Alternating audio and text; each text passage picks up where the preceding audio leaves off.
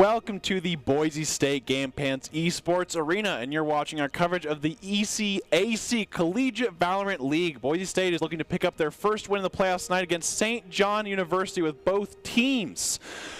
My name is Brendan Red Hots Koziansik, and joining me to call the action today is Greg Old Soul Smith. And Greg, going into the week 2 of the Swiss League, how do you think teams like Minnesota and Boise State can kind of maintain their undefeated record so far in playoffs here? I think it's going to be reading into the other team. It's going to be watching those VODs. It's going to be get comfortable on the first couple rounds, the first couple pistols, maybe the first map. Really gauge the distance of their punches. Yeah, the first map is being Split, and I think Split is definitely a map that has kind of come back in popularity in the last couple months here in pro play, collegiate play, and all levels, honestly. And I think that it's a really interesting map in general here. And so I'm really excited, at least, or interested in seeing agent kind of selections each team, because I think each team usually kind of has their like core of what they pick and what they don't here. But it's like, what is kind of, have you gotten comfortable enough in the last week that you've had the downtime in between each match to be able to play these new picks to either throw off your opponents or be able to kind of plug that last piece in on your puzzle there? So what do you think about, like,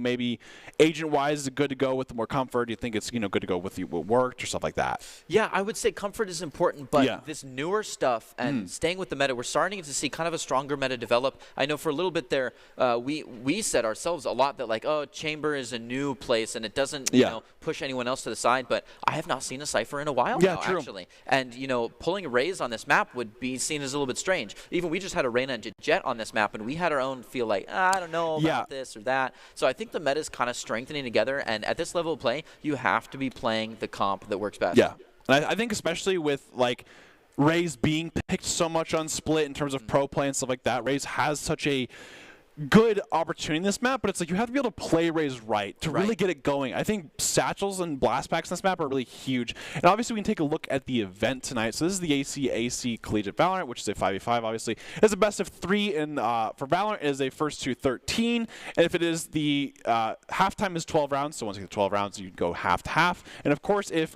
each team goes 12-12, we go into overtime there, which you have to win 2 in a row to finish off the game. So overall, it's just kind of the rules and how it works here. And of course, we can we kind of got here through just the ECAC. We went 5-3 in the regular season here, and we won the first round of playoffs. And this is going to be the second round of playoffs happening here, which the first, we're basically sitting on a 6-3 record here, and we'll be playing St. John University here. They are the home team for this, which means that they get first ban, and they also get first pick here. So, of course, we have Doc's keys to the game, which in Valorant you want to focus angles, flank, know your win condition, count cards and call abilities, and click heads. This is brought to you by Esports Tower.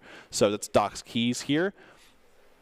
And also, actually, they're brought to us by Drop-In Gaming here. Drop-In Gaming is the premier online platformers for gamers who seek competition. Play your favorite games to win cash and prizes through free and paid entry matches and tournaments. Whether you are new to the scene or a seasoned veteran, Drop-In Gaming has the right games and competition for you. To begin your competition gaming journey, sign up at dropingaming.com.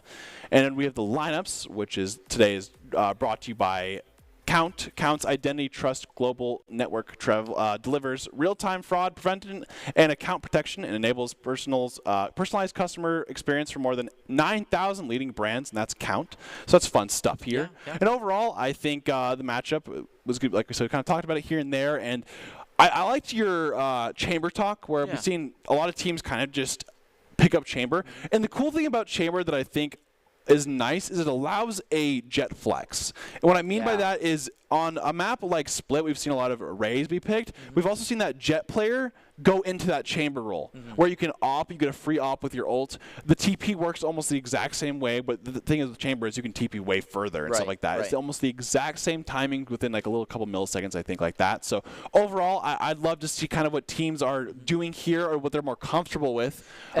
That's not the only place that we've seen a duelist flex kind of spread the power out and spread the load of the top frag duelist out. Earlier today, we were talking about this kind of duelist initiator push, and these real two tie together. Looks like W Panda on the Sky and Dreammaker on the Raze. Great picks. Dreammaker doesn't typically play the Raze, though it's a good backup for him. He's a big Sova player, but Split is definitely the map where Sova is never picked. Never picked. And never picked. Not because he's bad, but because there's so many better options. Yeah, he just doesn't have a good time on this map. Speaking of better options, Shell's playing with us there, decided to hover the Phoenix.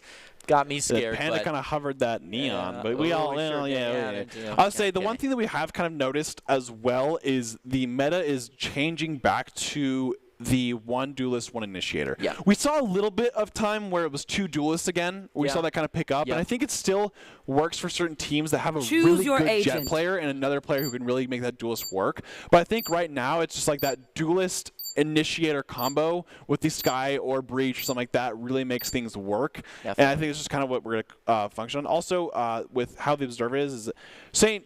John has elected to that we can only view our spectators. So we're looking through our coach's view. So that's why you see only the left side. We will see St. John's go with the Brimstone KO Reyna, actually. Wow, what? My guess on the Reyna pick is they're not too comfortable in the Raze, so they'd rather be comfortable in the Reyna and just play that comfort option. But we'll see a Sage, and then we'll see the Chamber. So we're going to have 2 different smoke options with that controller role of the Omen versus Brimstone, and we're going to see the KO versus the Sky, which I actually am a really big fan of KO. Yeah. I think KO right now, with the amount of Chamber being picked up, and especially Raze too, you can fully just destroy someone's utility. And their utility is now their econ. Yeah. And it's now their gun. That works. I totally see that. However, I am a Sky main, so I'm biased. So. But yeah, they'll be setting up here, kind of going through. We'll see Chamber kind of set up stuff and kind of obviously kind of get that free util round as well with the Chamber. So you'll set up your TP, you'll go back to your TP. But overall, we're going to see kind of BSU go with the Sage Wall mid, it seems like, with 2B with this Raze kind of hovering. So I don't know if they're maybe looking for a Blast Pack play, or they're kind of just hover here. So lots of noise in mid here. We already see the smoke coming out. That wall coming in clutch, but it's already broken down. So Jabald is going to have to hold it on solid here. That bomb buddy coming out. Yeah, it's kind of jiggle peeking this a bit here. Not too much commitment yet. Catches the shoulder, decides to fall back, so he has that double peek kind of back up from our Sky here. Otherwise, all quiet on the fronts. There are 3 people watching that mid angle, and that is good. And Shells is absolutely holding strong, pulling out that Headhunter on round 1. Everybody's just staying steady in their angles. Start to see Sky kind of rotate back, make sure nothing's coming in too shallow. They got to be kind of careful here because they only have that Chamber on that A site there, so that actually is a pretty vulnerable spot for them to rush here, but it seems that they're still going for this B split here. And J-Bag with them right ahead, still standing strong, looking down. Does trade, though, 1-for-1 here. Ooh, rough. They just went too deep on when no one was watching the other side. Now, this rotate in, we've got 2 players coming back to try to pull it all back together, but they're totally held up by this smoke here. Just shooting blind near default. As it goes up, we're able to make some ground, but got to be really careful with these 50-50s. Breaking out of this, they do hear that KO close. That is true. They have a flash, probably play up this flash here. Chamber does have the TP here, so going to be kind of swinging wide. Oh, where was that? I think that was Pillar. Yeah. Just peeked around Pillar there. Well done. But overall, 1-0 start from St. John. That was a really interesting attack round, honestly. Going throws so hard mid, kind of calling all you know, I guess, noise, cutting it all. Yep, went quiet. Went quiet, have them kind of guessing. Boise did kind of read it correctly, though. They had 4 on site there. The only problem was that St. John was so ready with utility, and then they had to worry about the B main area. Because you can't just leave B main. It was smoked, but the thing is, they can push through that. Yeah. So I think overall, great job there by St. John, but, you know, Boise did have the good read, just kind of comes into gunplay sometimes. Definitely. Let's see if they can follow it up again. Dreammaker this time. Forcing for the judge here. Ooh, a lot of mid noise. So kind of looking for these jumps. Knife goes up. Can't do anything about it. Considers the ult, but just can't come out. And that's what makes the KO so useful there, sees too. 3 and takes one out. That judge is ready, and he is held up with another. The paint shells and the boombot going out just to provide that pressure. Maybe wait for some more people to come up. We might see a flash and an extra push in here, but they don't need to. They know the win con is to play nice and slow when people come to them. You've got to be responding as the defenders, and I think that's what brought us to the last round. But wow, W Panda gets a good dink shot. there, yeah. Couple good dinks, but Dreammaker's got to follow it up, playing nice and steady here. Let him walk into it. Oh, nice pick there by, coming right around. I'll say, the thing that's hard there is once Dreammaker gets that first kill with the judge there, they 100% know there's a judge there and they're gonna play differently. Oh, good try there, yes. gets double peeked on with the ADS switch, and they know that 2 is back there, so J-Bag's got to kind of fight for himself. Absolutely dashing through the sewers here. You can't hear it, but the enemy can. He's coming up the ropes, got to look for that plant, but with one person planting, the other 2 are watching him, so just now he's got to start looking around every angle, make sure he's doing this deliberately. Oh. Catches one brilliantly. A good smoke onto Heaven. Oh, no! They must have planted for Heaven, I believe. Yeah, so they planted for Heaven, and that's why they all kind of migrate to Heaven. They know it's a 1v3. They hear him going sewers. Let's just play on Heaven and then make a decision there. Good read by St. John, bringing us to a 2-0, but not from bad effort by Boise State. They're doing a good job of trying to be the response here. Stay steady and respond to what is happening. Proactive defense we appreciate, but only when it's effective. Yep. And now we're going to see the buys coming from Boise State here with the Phantoms and Vandals. With, you know, full util as well. So I've seen that Boise State is kind of usually playing this overload system where they're kind of playing this 3 on one side or, you know, 3 on another side.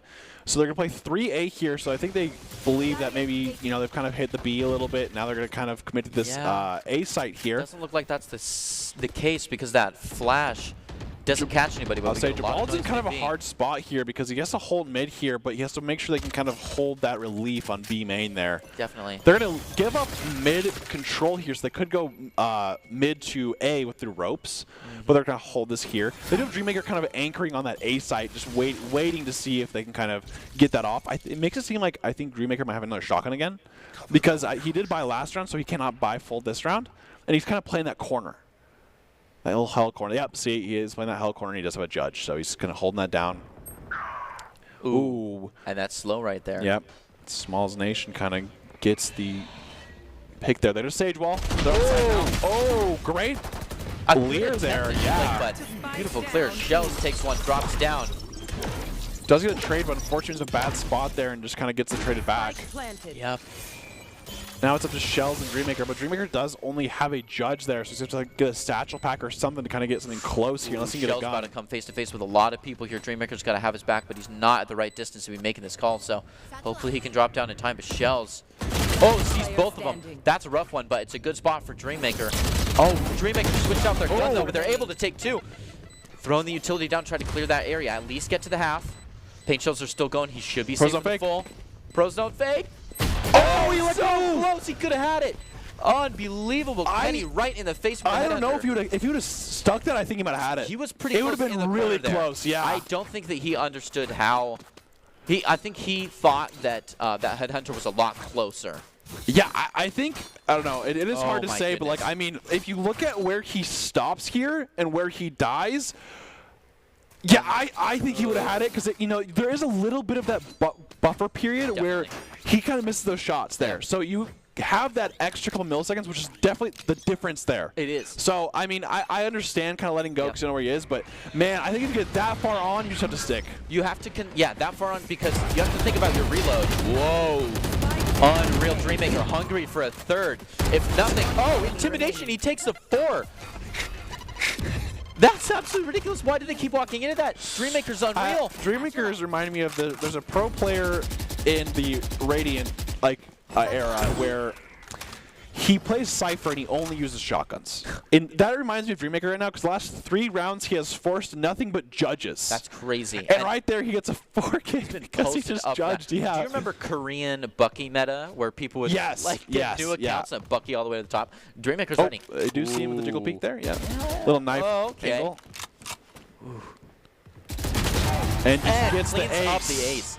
Love it. Man, he had the arsenal to choose from. Did you see him picking his favorite Oni skin out of there? And what an ace by Boise State Dreammaker. And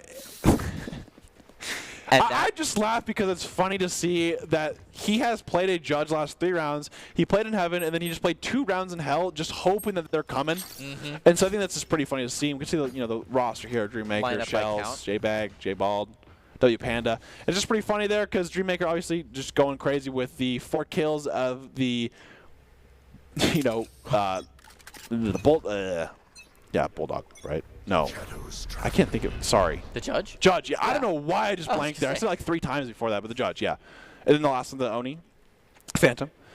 Boise does have the buy now there, so great to get the wall off buffer there before your silence, so make sure you get that off. Definitely, good timing there. Dreammaker does have the showstopper now, though, ready to go really aggressive if the time calls for it. Yeah, because J-Bald is here just to see if that wall breaks, and then Dreammaker can come in for a great pinch, so. We do hear the Chamber ult come out now, so the tour de force is in action here. Indeed it is. Start to see this push onto mid. Doesn't look like there's anything there, but they're going to drop the Boombot just in case. Check out that sewers.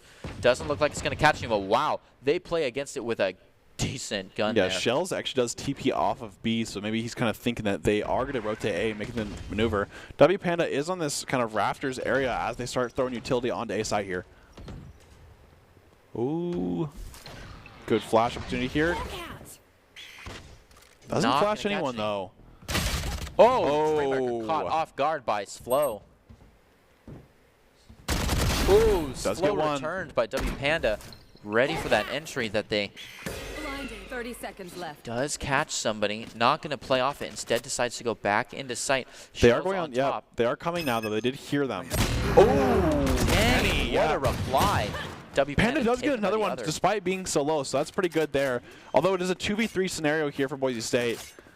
This would be pretty hard to retake with this tour de force active. So I'm guessing, it could be anywhere on site here, and had a great shot earlier, so they have to be kind of, careful about that one.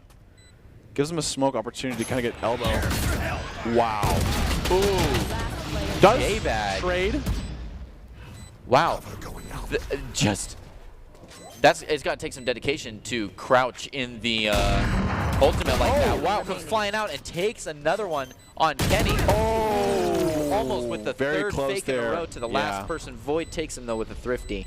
And Void, I mean, with the situation, they did a great job there. They got two from Panda there, J-Bag almost clutching out there, but, it was too low. This was a great, I will say, this KO right now is being a detriment to Boise State. We see silences all over the map, at least tagging 1 to 2 every time, and it's always where they're pushing. In some critical places. And so you can't use your utility while they're pushing in.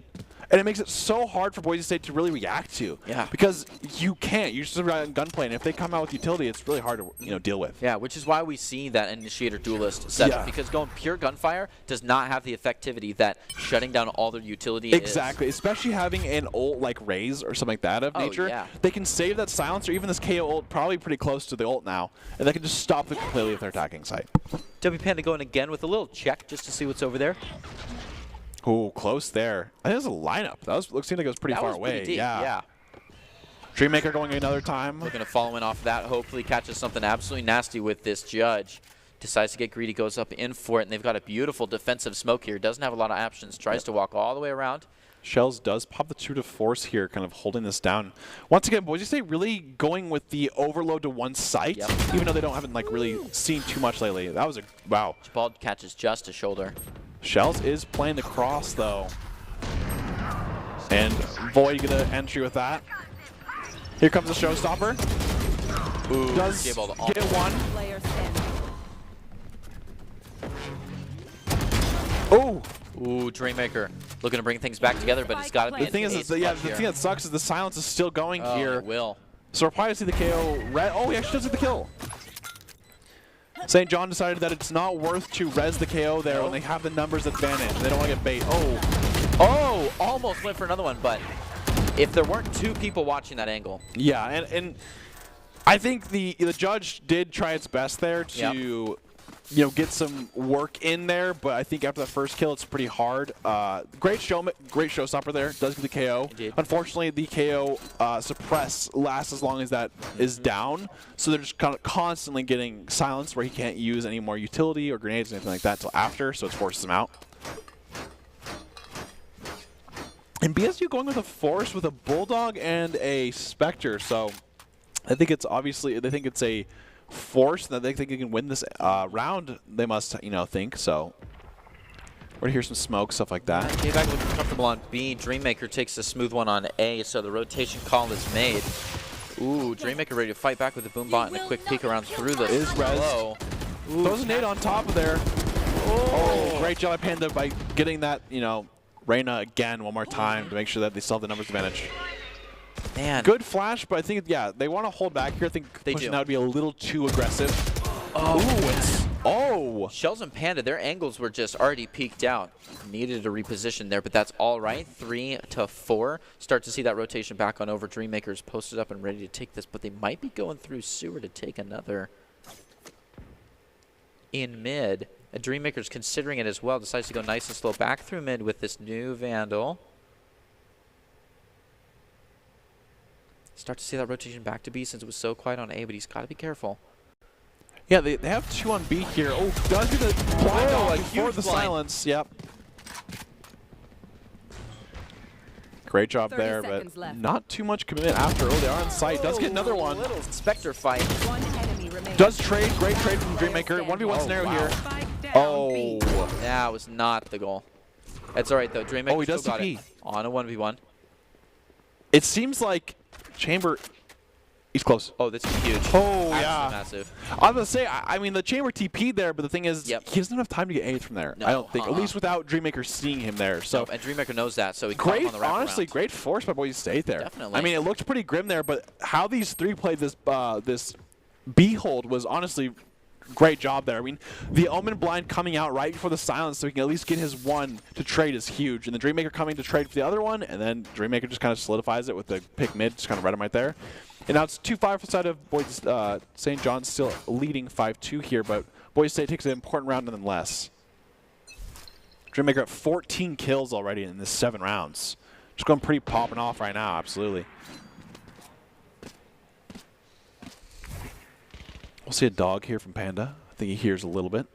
Shell's holding up mid now with this Marshall kind of trying to maintain mid control because with the Sage being able to wall every time, you have to be careful though because they're going to be pushing mid every time. I think on split, you're not going to not see a mid play.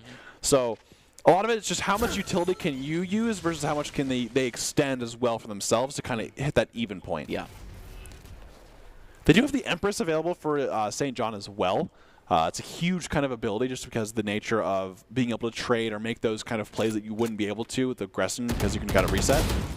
Shells sees 1, kind of peeks, but doesn't fully commit there. Nope.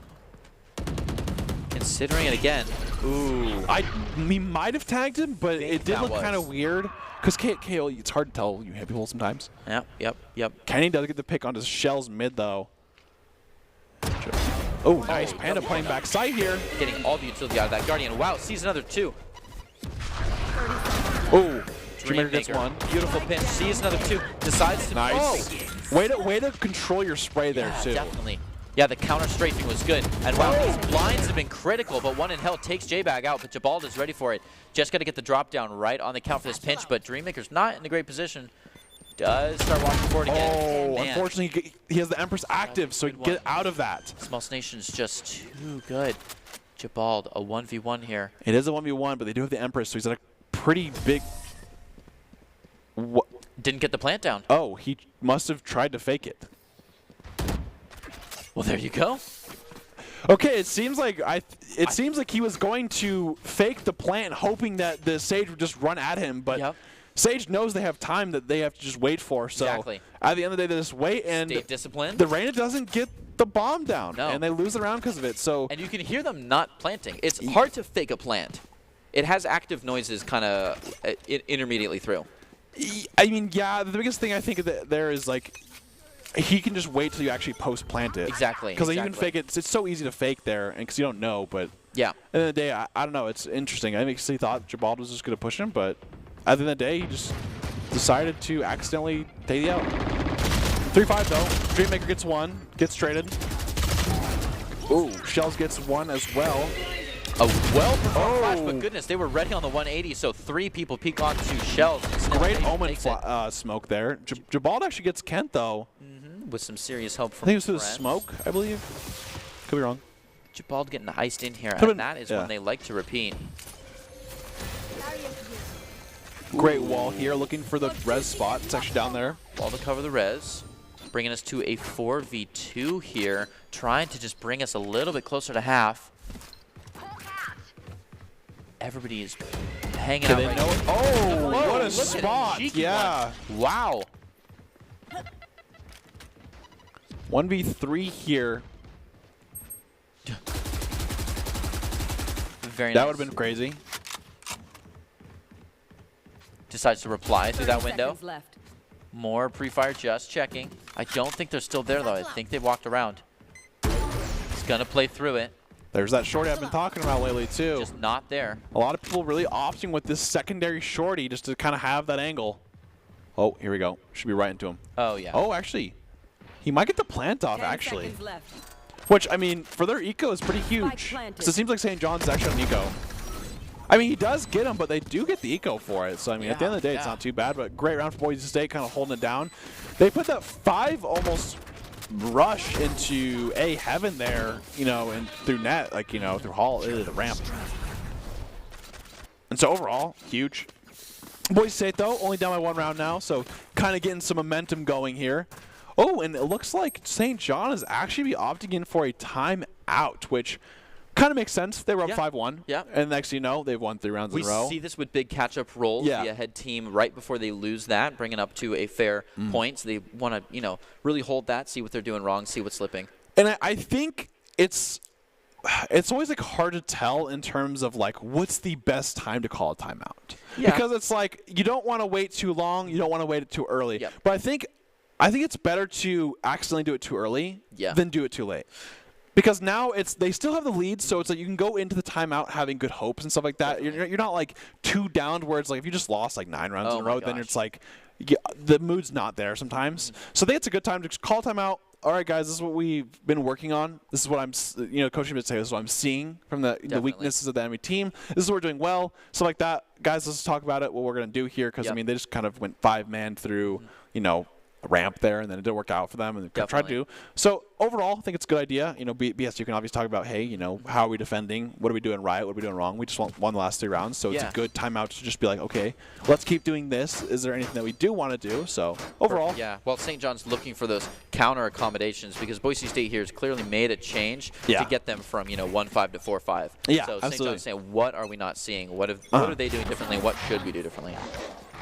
W Panda sliding right in. And, man, W Panda loves to check this area, whether it's by bird or by dog. Yeah. But this time he's actually going to push up on after it. Jabal with his classic hold here with Dreammaker just watching the spot as they continue to push up. Oh, the synergized what a utility swing, is a good catalyst, but that swing was just too fast. And, again, this KO is so good to start the J-Bag entry. does trade 1. The Showstopper is available, but he can't use it due to the KO silence right now. Little too high, J-Bag. Trident takes him down. W Panda got to move back into sight. Might catch 1 or 2 here. Oh. St. John really hold these angles pretty well. Dreammaker just gets 1. Does have the ult. Goes after the ult. Doesn't see much. I like that 1 blast back, kind of just holding. Checks 2. Follow up for it. Has to shoot there because he gets silenced. Uh-huh. Okay, now he knows at least where he is in that corner-ish area. Yep, they go in for a little move around to kind of pinch this. Oh, great peek there by Smalls Nation. Excellently indeed. So Shells takes 1, but this last one just right coming towards him. It seems like that pause really fixed, at least it seems like, some communication things. Right there, St. John's played so well together. They had utility swing. Smalls Nation right there, by the way, he knew that they would have an opportunity to kind of peek them in that cubby area over there. And so he peeked from B main and then just kind of swung that as well. He had no idea where he was, so great job there overall. And I think Boise State's still in it, of course, more than welcome. I mean, there's 4-6 here. They have 2 more rounds left. If they can get, I would say 1 of the 2 and they're feeling pretty good, just because the nature of how they started. Yeah. Considering the kind of posture, we do see them holding a very aggressive stance. I mean, look at this. Dreammaker just covering a ult orb that they don't deserve and going all in for it. I think they're going to be more comfortable on the attack. He's going through spawn, too. He's going crazy. And I think this is a good call from one of them, because Panda knows that they never actually go through A main here. They haven't last 3 rounds. So they're just going to, hey, flank it. Let's try to hold it here. Oh, Kenny is really just, he didn't think there'd be 2 of them. Good reply. No, he did not. So Jabal takes that one, and now they know they're being swarmed. And here on B site, people are coming in from every entry. Yeah, say in the back with W Panda. Oh, Dreammaker has the great flank onto bomb there. They knew that one was garage from Jabal. They're probably looking that way, but they didn't think that someone would come from their spawn there. Oh, downright massive. They've got the spike in a beautiful place right here. And look at this pinch. They are totally holed in. We don't have to do anything about it, but Dreammaker might get excited and throw paint shells just for fun. Gotta keep jump peeking it. Oh, yeah. Have this movement. They do get the audio cue there, so Panda does know at least 1 of them are on site, most likely 2. get the information. They might be waiting for KO silence here, because I think it is like a 30 second. They did see main. Yep, there's the silence. Gets none. One enemy remaining. Jabal here ready. Does get Dreammaker though. Oh, gets no. 2. It was just not a quick enough swing, so Smalls Nation has 3. W Panda Oh, he's here. up against him. Play the timer. Play gentle. Play the timer. Back it up. You don't need this kill. 10 seconds left. That's the move. I don't Don't think. let him go to plant. Yeah. There it and is. now you he can has to force plant it. here. Now you can force it. Spike planted. Oh, Yeah, cute. Yep. Beautiful timing by W Panda. It seems like Smalls Nation does get kind of mind gamed on these things, because he goes to plant, tries to fake. Cause the thing is once you fake the first one and you hear the second one, then Panda knows that he can either push you and just kind of play that angle, or you have to plant. Because if you stop one more time, you lose. Yes. So it's like, okay, I can just wait. Once you hear the sound of it actually being done, planted, then you can peek, which is exactly what he does. And plays it very well, and just a great job overall. Yep, and now we're going to see 5-6, St. John's still leading, but there's one left other half here to make it so it's 6-6. Overall, great job from Boise State kind of posturing back up in the game, so just, doing a great job catching up here. If they end the half 6-6, that's ideal, I think. They're a great job of and defending I think it gives this. them a leg up. Yep. Ooh. I think they hear a little bit, but there was a lot of movement by Boise State as well. Yeah, and we hear a lot in this position as well. Doesn't quite tell us where they're from, but that we've seen very typical as well. And Jabal falling back into the second position, ready to watch people come out here. Might be a dog entering on him, so he decides to get real short. Ooh, but that blind does see some. Still just hanging out. BSU's okay, just waiting for it, and so is Dreammaker with Judge in hand. Comfortable. Ooh, Shells gets a pick onto Flo. It's just what they need to get going. And walks right out. Ooh, and Void gets taken down too, so no more silence from KO or flashes. Those flashes are pretty annoying to deal with. They do have the Empress available and they have Brimstone ult, but I could see them trying to get on site first to wait for the Brimstone ult for post plant, rather than just kind of pop it right now. Oh, J-Bag. A lot of great shots going on here. That one. Shooting through. Dreammaker. Spike planted. They do have the Empress active now, as well as the Brimstone ult available. Oh, Brimstone is backside. Oh. Dev's Panda not quite the spray control there. Wow. Nice. They do know where the smallest nation is. Oh, oh my gosh, Dreammaker lucky to walk away with that one. Might get some more damage off here. Reset. 30 HP, but they do have the Empress. Yeah, it's really hard to deal with them. That is. I will say, Smalls Nation is doing a lot of work on this Reyna. I mean, using that utility with the Empresses, both Empresses that they used that round, they popped off with. Yes, definitely. And so, overall,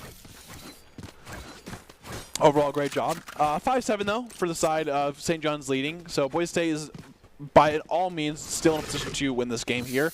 And we're going to see kind of how the attack side works for Boise State. We have the pretty aggressive Sky Raze action there with an Omen being able to hit those different angles.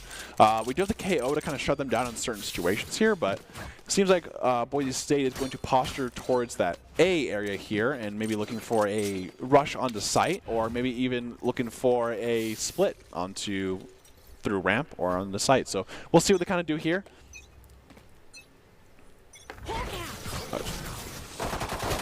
Oh, wall right away. Pretty interesting. It seems like they're kind of... Oh, they've got her cornered. Oh, wow. Smalls Nation gets one, though. Smalls Nation, they got to watch out for him way up top. Unfortunately, the nade goes through, but there was already cleared there, but I think he just didn't know at the time as he threw it. Oh, wow. Smoke drops. What timing. W Panda needs to push up in on this. A beautiful I like this play, though. Just to not quite get the utility he's looking for. The slow really sucks there. Spot. They have to be careful about someone playing this angle, though. Shadows traveling.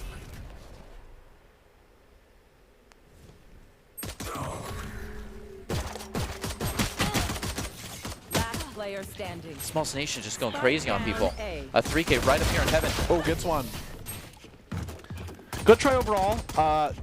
Interesting defense by St. John there. Yeah. I like the Sage wall there at the very beginning, but having Smalls Nation play on that platform to have that kind of, cross with him. Because obviously they see him and they think he's stuck. Yep. But the thing is, the moment that he's stuck in that corner and they have to push out of the wall to see them, they're going to trade. Yes. And so overall, great round, I think, by St. John. And not just playing that Sage mid and just using that wall mid every time, but kind of swapping it up on him.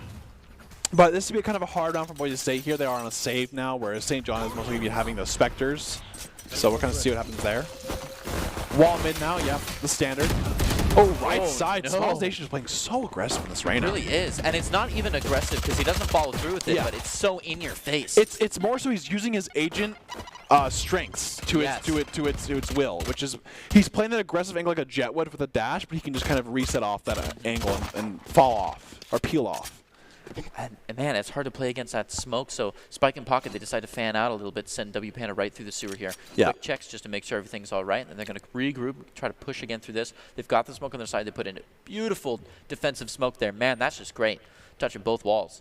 Jabald here just watching the site, making sure nobody tries to come out of the corner here as they kind of push up into mid. They do lose a player here, though, so it's up to W Panda and Dreammaker to try to drop. Yeah, they just flash for great try there. Jabal did read him pretty well there. Big damage, yeah, got a dink off. Well, they do get another pick mid, actually. A 3-4, and we know there's one low. So them getting that sage down means that the enemy's chamber actually is going to stay low HP. It's true. So the damage he did to Jabal there. Oh, man. Does trade. Does get the trade, but a 2-3 on the defense. That's a rough spot to be in. 8 bullets left. So they're going to kind of go through this B heaven area. They do know Chamber kind of TP'd after he did take damage here. And not comfortable. Insane timing there. J-Bag got to watch this. And gets a good one, but is traded. Now it's down to a 1-2, and Dreammaker does have to spike in, so he's just got to wait. Man, that wall bangable. Oh, good try there, but Smalls Nation actually bought a Vandal this round. Killer. Just a lot of the things that you wouldn't expect people to do, especially in a pretty big match. This is the playoffs, the ECAC. Top 16. And buying a Vandal Phantom second round is so risky. Oh my god. I mean, and especially since they peaked mid like that, they played aggressive that mid. If that goes wrong, that's Vandal gone to the enemy team. Yep, and we talked about this earlier because you're actually risking last round's utility too. Exactly. You have to save up for that. Yeah. Absolutely, but we're going to see BSU being able to full buy here. And this is where I could definitely see a swing in how they approach attacking here. They've kind of just obviously forced that A the first round. Didn't work too well. They played a little mid last round because I think when you're saving, especially an eco on this map, mid is very good for that because it's so close quarters and stuff like that. But now we can kind of see what their plans are and stuff like that. We're see Dreammaker playing that lurk kind of in mid area to kind of maybe get a different angle as well. We're see 4 sides of BSU members on A. I think 3 got silenced or 2, so they at least know that they're at A right now. Destroyed. Dreammaker kind of in that corner there. We're see Omen, J-Bag kind of hover him. They do know one's close, I believe, because of this chamber trip here. J-Bag. And it looks like Dreamweaver's actually going to take this mid to B angle while the rest of the team rotates to B. I really like this play here. Yeah. You all stacked, you know, it was a cool little all stacked A, and then you have Dreammaker just kind of in this flank area because they probably rotated to A already. Definitely. Yeah, Dreammaker then just leaves. Cheeky one goes for a second. And then Sky just threw her flash actually into mailroom area. Yes. And it got no audible queue, so they know that there's no one flanking at the moment. So Dreammaker can kind of back up safely. Yeah, good information playing there, having someone else watch it from a distance. Oh. WPN and Dreammaker working together to try to take this guy out. Very trigger happy to hear the reload start to push up a little bit. Switch to Dreammaker watching that back sight, making sure no one's rotating through spawn from A, and it's a flawless. And just great coordination by BSU overall. Yes. They force stack that A site. They use util. They get a lot of util in retaliation for it. Yep. They keep shooting. They make sure they wait for Dreammaker to kind of get up mid a little bit, see if it's clear. Okay, Dreammaker got through mid. We're already rotating back, and then they know that someone's in garage because that chamber trip hit. Oh, well timed. They go through. They get that pick on the chamber because they double peek him as a team. Get that, go on a B site, and that's a great job. It's just a great take overall. I think it's just like a classic, bait and switch for the site, and I think sometimes people don't do that enough on split. They try to go through mid a lot with that swapping by going through mid then choosing. They kind of chose that, okay, Dreammaker is going to get that, space for them. And I'm doing something similar, but this time they're just splitting 2 and 2 here.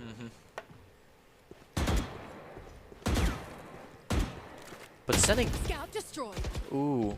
Sending just Dreammaker alone in the middle there is a little scary. He's actually just playing real nice and slow. Yeah. And our people on B are just poking as well. Looks like Chamber's going to switch sides along with one on the A, and they've already found Smalls. A good defensive smoke there doesn't give him a lot of options, but the Leer try to push out. It's going to be absolutely refuted, so they're still stuck back there. Tries to throw some more utility. An enemy smoke giving the catalyst to move forward, so he pushed back a little bit, going to go pick up that spike and commit to the garage that Jabal's kind of holding here, but he has got a lot of information. Also, decent amount of util there from Raze. Really we got our boom bot, got our satchel, and I got our nade there. So she has one satchel left there to get onto site, possibly, but a lot of util used here. Nope. I can imagine her playing back of pack, trying to hold behind Jabal here. They're to cut noise here. Once that ultra hits, they're going to use that wall. Oh, man, right around the post. Wow, Kenny with a great swing there into a TP. And Sflo taking a second one from the same position. Shells is finally able to take out Trident, put some pressure onto Sflo. Now that their back's not being I'll give you that one. Oh, goodness, we're so little inspect there. We'll press Y. This is not a comfortable position for Shells. I think at this point he knows that like saving doesn't really do too much for him, so you try to get as many ecos as you can. But the one kind of consistency that I'm seeing here is St. John's are never holding angles in terms of once the BSU pushes. That's just one. They're always having that crossfire. Right there we saw Kenny peek, get to TP out, and so once they know they're coming in, we saw S-Flow holding from rafters there, and it's so hard to deal with because like you have those multiple angles happening. A lot of these times St. John's is already rotating to those spots to have those multiple crossfires set up, and it's just like by that time BSU utility is so low there on charges and stuff that they're just getting hit with utility. Dreammaker did get seen as suppressed onto A here. A lot of mid action though, so they know that a lot of mid here. Pretty crazy going a little too far into the smoke sometimes because people just really spray through those. Yeah, and with the Vandal option compared to the Phantom, you do see those tracers. So, Void is going to pick onto Dreammaker on that A. So, if they're looking for kind of an opening by Dreammaker, that is now closed for that one. But Panda is going to rotate on top now, so maybe they are thinking that once they have that Dreammaker pick, they can kind of rotate off. Oh. Could try to pre-shoot, but Smallest Nation comes in and just kind of swoops one down in terms of comes through ropes. They're looking in B heaven, so. True, which kind of shuts down their crossfire they had there, so they got to back up quite a bit here. Oh, from the distance, Smallest Nation pulling in the third. Smallest Nation is absolutely shutting down this mid area. He's finally returned by Jabal, but that swing just happens when the information is still fresh and brings us to a 6-11. And I think that third peak was just insane. Oh, yeah. I mean, he just straight stopped right there in his tracks, counter-strafed, and domed. I mean, I will say Smallest Nation is playing pretty well right now. Very plainly, and he's playing with a lot of confidence, too. Like, he is definitely not afraid to just play the gunfire now because he's winning all of them. And so I think a big thing now is, with that in mind, I think Boise State has to kind of think about, okay, we need to kind of maybe either double peek some things or maybe use util going in with those peaks. Because Smallest Nation right now, in terms of just pure aim, 1-to-1, is winning. And the thing is about Valorant is it's not all about just pure aim. You can just use you have so many tools to use here. So this will be a big round, I think, for Boise State here. Since it's now 6-11 here, and if they win another round, it will be going to the at least overtime at the very bare minimum here. Ooh, J-Bag has a great flank, gets 2 down there. So now Boise State has the numbers, the 4v3 now. Does go down to 1. Oh, great shot there. Oh, does see him. Oh, man, W Panda taking a scary jump there. Oh, keeps on the run. He's just going to run. Man, it is a round. Nice shot. Scopes it. J-Bag. Oh, he does try to run down. He's right behind you. Last player standing. J-Bag coming in with a good paranoia. Doesn't catch him, but he's able to get the hits on. So unfortunately, that blind does miss, but he did kind of peek it early, which is kind of scary, honestly, that scenario, because at that point, you're forcing a 1v1 and just hoping that he wins that. But overall, huge round, honestly, by J-Bag and Panda. J-Bag had an incredible flank, TPs up to his own smoke, flanks mid. This shot by Panda was insane, just great headshot. Finds him on the dog, just barely. Then they double peek here. Well, they don't really double peek, but they trade. So, great kind of jiggle there to kind of bait them. But look at Smallest Nation has 32 kills, and Dreammaker has 24 right now. So, both duelists in the game are just going crazy. Off the rails. Yeah. Shell's picking this, has the TP set up. And The tour de force is out. We've already seen one, and they're positioned up in hell. Sorry, heaven. So he's comfortable. WPanda is on pushing up this. A lot of spraying through the smoke here. We considered this one. Oh, no, caught in the back by Slow, and Kenny's got the op out. So he just went with the fallen operator this time. He said, hey, I'm doing pretty well with it. And that's kind of the role that Chamber kind of fills now. Definitely. He is available to use that operator whenever. Yeah, gets a lot of op practice with that tour de force. WPanda kind of opened up the spot here, but doesn't want to push into 2 people here. It's a 3v5. It's going to be gotta catch a kill just to bring it back to conceivable. And J-Bag might get a huge does get seen though. He can't. Doesn't have the bomb with him or the spike. Yep. So they have 2 members of Boise State mid. I don't think he actually cleared all day, but a tight one. Man, dude, sometimes that crouch really gets you. Yeah, sometimes it gets you. Shell's on the run with team. Just have his tour de force out here. They do know that Brimstone was screens when they saw him last, but does not mean he couldn't have moved. Definitely. So had a lot of time. To cheek and also 4 ults beside of St. John's That's here. That's an awkward position for Shells because he does not have his teleport down and he has no way to run. So he's got to take that win if it's going to be. So hopefully he gets some support. He's watching several angles here. Finally, we might see he has his like flank, but. Yep. Ooh, WPanda on the run. Does get one. The silence was all used. above him. Does get another one. Third. Unreal. Just like that, BSU sets up a great crossfire there, and Shells, I mean... Definitely. The crazy thing was Shells just committing that they're not coming ramp. Oh, yeah. Because if anyone comes ramp right there, Shells is gone, Definitely. for sure. And he does have his trip on, like, very in spawn there. Yep. But the thing is, I mean, like I said, if they come through ramp at all, he's just gone. No, right? And even if they dropped in through Heaven a little bit earlier, he was not in a very comfortable position. Yeah, exactly, yeah. So he was definitely out on a limb there. And Panda was silenced. Together. So. Yes. But wow, bringing it to 8-11. Now, this is going to be a really hard, I think, kind of round for BSU here. St. John has 4 ults here. They have the Empress, they have the KO ults, they have the Orbital Strike from Brimstone, they also have the Sage Res. They do get the Reyna right away, which is a huge one, because Small Nation really has, 33 kills right now, so... Oh, no, what? Wow, double kill the Stinger. On that blind. Almost, okay. Able to fight back. Oh, it's not ready for the follow-up. Has to go deeper into the site. It's a good thing it's already been cleared by Dreammaker. Yeah. They're going to wall off this back so they can just watch the 2 entry points that they're both assigned to. Also, they do have Sage Res, but the problem is they can't have any, they can't get any bodies. Yeah. They're all up in hell, or up in heaven being watched by the St. John players. Oh, Shells gets a lot of damage. They do have the KO ult and Brimstone ult, but I don't know if they're trying to save it for maybe the Sage Res. They're trying to get maybe the Sage or something like that with it, but ooh, a great kind of pre-fire there. Yeah, good wall bangable. Oh, man. Dreammaker with the 3K to finish off the round, bringing us to a 9-11. Now St. John might be seriously considering those ults. And BSU has really turned it up right now. I mean, they hit 11 rounds and actually no birth in a 2-round limit here, and Boise State is turning it up with this attack. And was that a timeout from us? Yeah, I don't know. I think they already used theirs. They did use theirs. And if we're looking for one big final push here, this would be the time to use it because, like you said, we are 2 points away from catching up, but they're 2 points from a win. Yeah. So, I mean, I guess timeout does come through here, so they can talk about kind of whatever here. No strobe, yeah, so it was by defenders. So, St. John to call it. Maybe it was the BSU and then they called it the first half. Gotcha. Then. Yeah, that's probably what happened. But overall, I mean, great game so far here. It's 9-11 here. Yeah. This is a pretty big round still because at any point, if St. John's wins 1 round, that's a minimum overtime. Yes. And they have 4 ults now, so Boise has to be aware of that KO ult to really stop them, especially if they have that showstopper, or even like they can't Sage Res at the moment right now, even if they wanted to, because Brimstone has that ulti. He does, and it makes it seem like they're kind of holding that. They also have that Sage Res as well, so they have a lot of ults right now. But I think BSU also does at the moment with that last round being done. 3 on, yep. Yeah, I think with that Seekers being available is pretty huge. That is nice. But I think BSU's doing a good job of kind of making it hard for St. John to read them.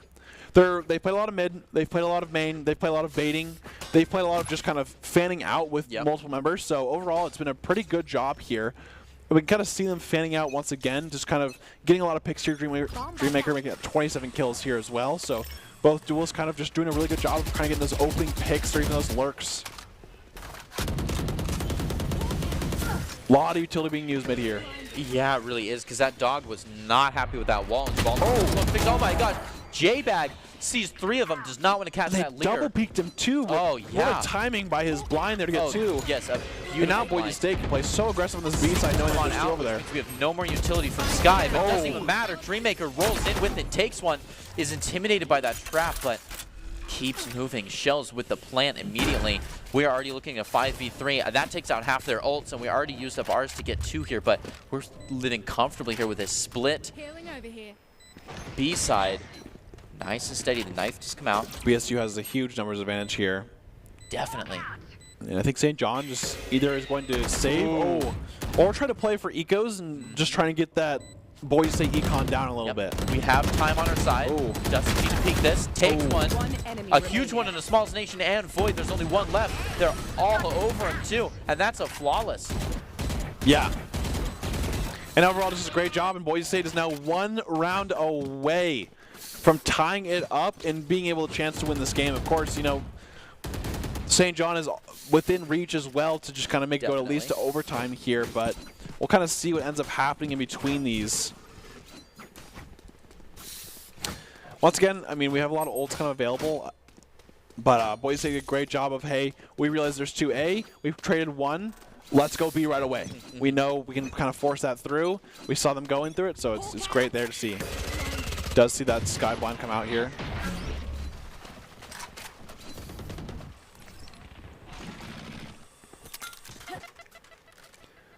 Dreammaker kind of going to be... That's a nice one. Yeah. He's okay with that. Ooh, risks a couple angles to get in deep, but it pays off, I suppose. I think he knew that it weren't like a couple close. Oh, Panda just getting a 4K through sewers here. Absolutely ridiculous. Right on the Smalls Nation to put the cherry on top. Now there's only 1 player left. The same 1 player that was left last round. Oh! A beautiful ace by W And Panda. that's 2 aces for the BSU in the same game. Dreammaker got it earlier. Yeah. And then now he's got his.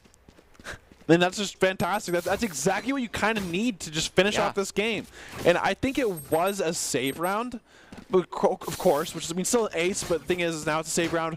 This could be the biggest, this is a huge level 11-11. Yeah. Both teams have full util, full, you know, ultis, honestly, almost full ultis. They have, you know, full weapons, stuff like that. So we're going to see a round, and this is probably going to decide, you know, hey, either the game or the overtime. We're effectively in an overtime now, though, because 11-11 at full guns for everybody, you need to win by 2 already anyways. Yeah. You want to play? Let's play. So the 2 in a row comes out. Whoever takes this is going to go they just strong. the wall. Oh, W Panda with so much info, they can walk right up in on this. Gotta watch out for someone on top of the wall, but as soon as that's cleared by J-Bald. Yeah, they're kind of clear this. Probably going to use the, you know, the wall. They do have the Seekers available. J-Bald kind of playing to make sure this Lurker does not happen anything. Nice, does shoot the trap. J-Bald ready for that one. Wanted to slow, but I think they're like, you know, we may go here. Yes. So let's not slow right now. Let's not slow ourselves. Yeah. So with that in mind, they're going to want to clear this one out first. Checking mail, letting that flash block to 50-50, and so much info. They know there's one back. Oh, good wall. Great wall. Beautiful wall. Oh, man. Oh, wow. The Brimstone ult does come through. Gets Dreammaker and some damage 5 on the Smalls members Nation, but Smalls alive. Nation fades away. Oh, Smalls Nation comes out close. And W Panda taking And at first it looked so good there, but unfortunately the wall came out, and that was a really good Brim ult. Because if you think about it, Boise State essentially choked themselves out with right that there. wall. Because they have to go through, you know, the ropes there onto site there. So great ult there. Yeah. Smalls Nation is just once again playing really aggressive. And, you know, Boise State now has to win this round to go into OT. I think they have the money for it, which is a good thing. We're going to see Shells, I think, bring out the Operator. So maybe changing something up with kind of holding that angle, playing with the TP a little bit. But we're going to see this match point kind of happen here. And does get smoked out. Happens a lot here. They're going to kind of play a little default action here with 3 mid. Them kind of just holding these angles. And once again, really emphasizing on the mid here. I think both teams are the same thing, just really trying to get that mid. Seems like St. John's is actually just going to give it this time. I don't think they've yet to Sage Wall just yet here, so. Shell's kind of just slowly looking on this A site here, but he's going to be at a hard point here. That's a really hard spot to get peeked because you have to worry about, you know, screens and that as well, so it's pretty hard to deal with there. Yeah, it really is a crossroads you don't want to be caught in. Yeah. The showstopper comes, waits a little bit, has a lot of time. Oh, Oh, he man. doesn't trade because he That has is the reset. unreal. They do catch him, though. That's good. Numbers advantage for St. John, 4v3, but something that Boise State hasn't done yet here. So, in good spots, has a little bit of utility used. I don't think the bird didn't go off there. Oh! Catches one, sees another, backs up. Unfortunately, does. Yeah, here comes the KO. Does get rezzed. Oh, yeah. not right there with the flick. Oh, W Canada with the numbers. Able to see one. Gets another. Two, yeah, oh, the shorty. And overall, a fantastic game by both Definitely. teams here. Boise State got so close there, but St. John's is going to take that final round, making it so it's 13-11 first map. And, you know, overall, just a fantastic map overall. And Boise State Esports is always looking for talent, players, production, and broadcast talent. Top talent can earn scholarships as well. So sign up today by visiting boisestate.edu/esports for information. That's boisestate.edu/esports. If you want to join the crew, or you think you can as well. So we're always looking for more, and it's a great job there. So overall, I think great game. Yeah. First map being on split, next map being on Ascent. I think the thing is Boise State did a great job of adapting. It took them a little bit to get there. Yep. But I think the biggest thing is it might just come down to communication a little more. It seemed like some of these rounds revolved too much on individual play from Boise State. Yeah. And what I mean by that is it kind of made, like, someone had to pop off and maybe 1 to 3 kills, you know, kind of one of those things. Whereas St. John's did, especially with, you know, the Reyna. I mean, the Reyna was going crazy there, did a great job there. But at the end of the day, they set themselves up where they had a lot of crossfires. They had a lot of utility spots. Even though the Chamber, I guess, didn't get as many kills as they wanted to, him playing that B and getting 1 to 2 and TPing out just makes it so much harder to deal with. So overall, I would say, what do you think, you know, kind of needs to be changed a little bit, or say the same, stuff like that? No, I think just having the mindset of get your one, get out of there, and make sure that you're working together and that your util isn't just going for yourself but for the team. And we saw a lot of that. I really like the way that our Sky was playing. Yeah, exactly. I think that bird, every time it came out, was huge for the team and great positioning. And I think we're seeing cooperation. Yeah. But I think that leaving it down to just the one-on-one gunplay skills and letting things get too fast has been the problem. So overall, great job by both teams there. And so Definitely. Boise State, you know, kind of has to understand if they have to make what they have to make for the adjustments to make this next one. We're going to take a short break and be back with map 2 between Boise State and St. John's University here. So we'll be right back with that with game 2. So don't go anywhere.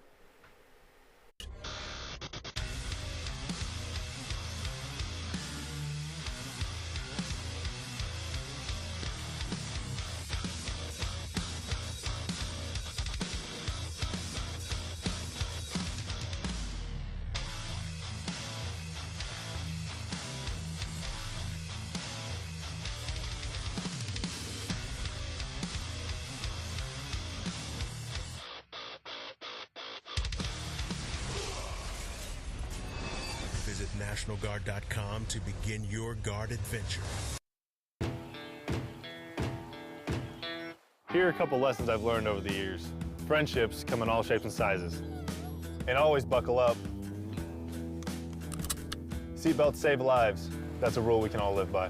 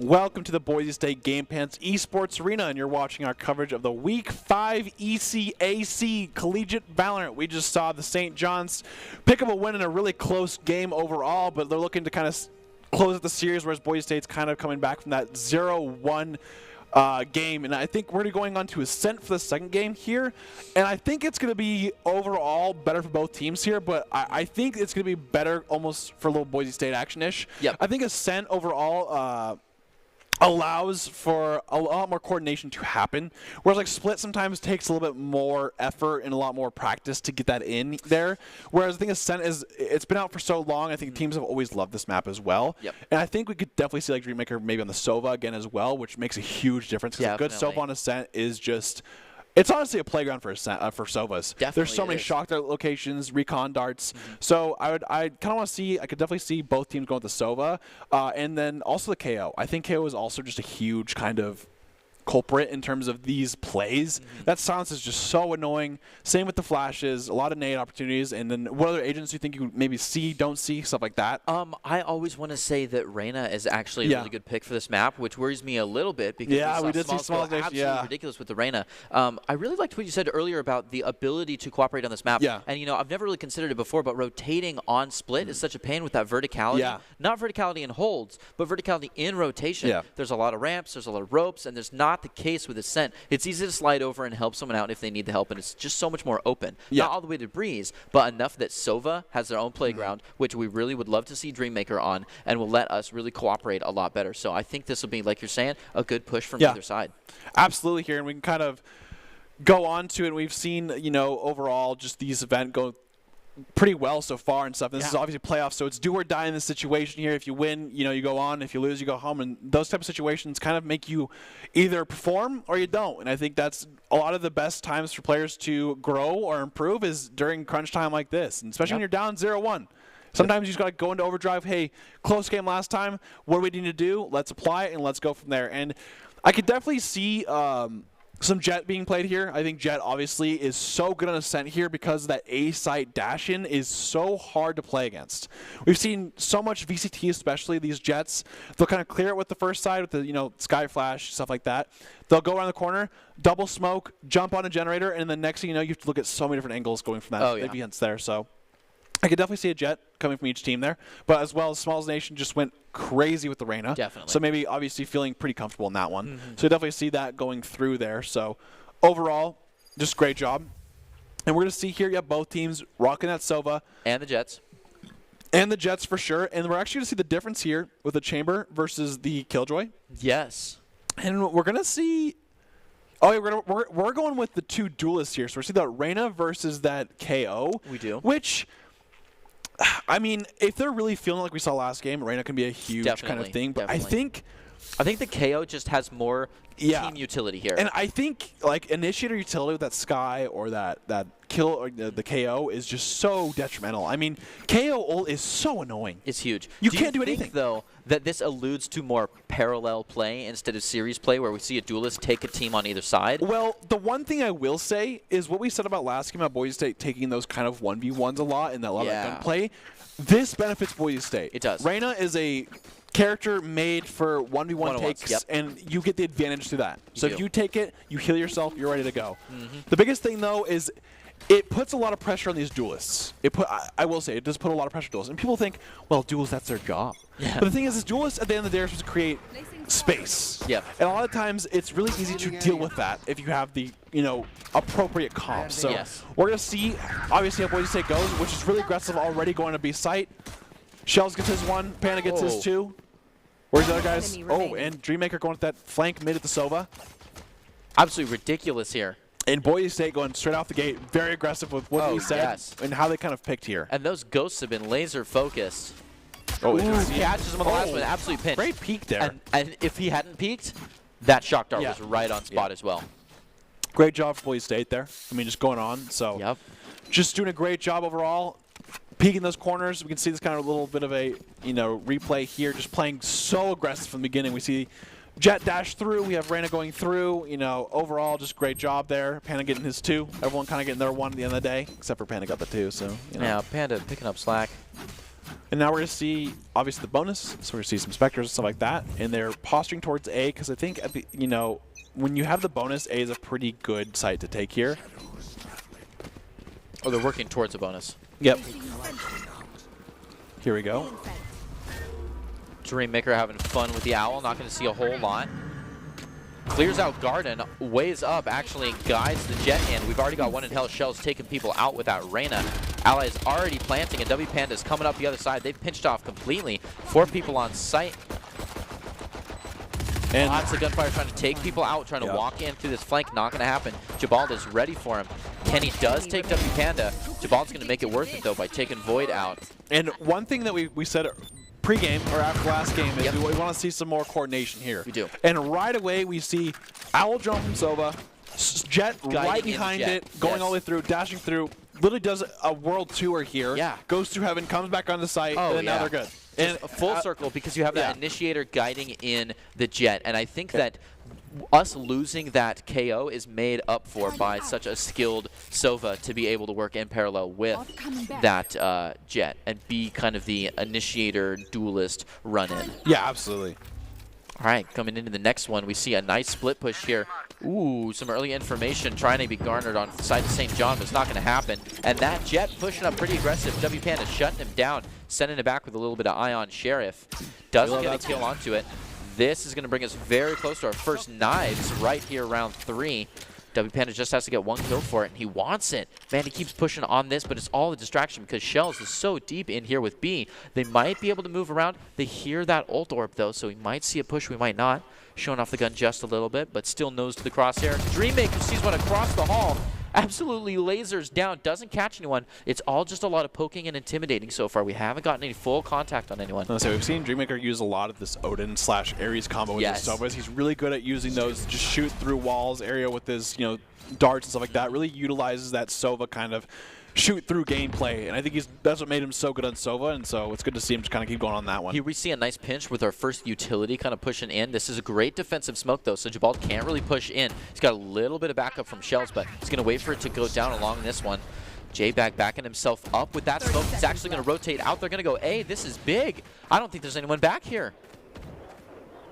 Dreammaker playing that smoke, going through. Oh, wow. A huge blowout. Takes 1, transfers over to the second. He gets taken, but who cares? It's 4 on 3, and W Panda already has info onto the next one. Spike is down, and he's ready for it. Holding that corner, just pre-firing, just pushing it back. Oh, wow. That's a good shot very there, but close. no one's there. Who sees 2 heads, can't take any. Keeps trying. That info dart he's not even worried about. Plays through it. Able to just barely walk it off. This Sova just cannot get onto him.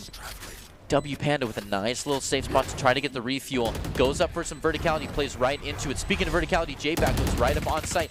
Ooh, gunning through the smoke, almost gets him, but now they're going to run in with a double, try to take care of things. He's so close, they force so hard. Looks like they're all gone back to save, and there he is trying to peek B for some outros. It's not going to happen. Panda goes aggro. Absolutely hungry. They don't want him to keep these guns at all. No, he does not. But it's not going to happen. Oh, no!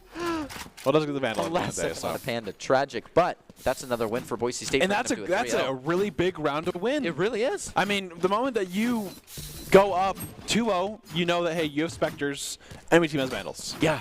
And then you just win the round when you're supposed to be at a disadvantage here. And Dreammaker had an insane swing. I mean, the energy is he totally just goes up there, shoots the glass, but he just keeps spraying. He pre-fired 2 of them. And just overall fantastic play there. But BSU doing a great job kind of defaulting in terms of playing slow, wait and see if anyone pushes. All right, after that, let's see what happens. And I like how they play a lot in pairs besides like the duels that can win those ones. Yep.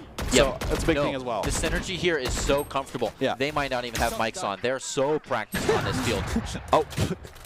Oop. Never mind.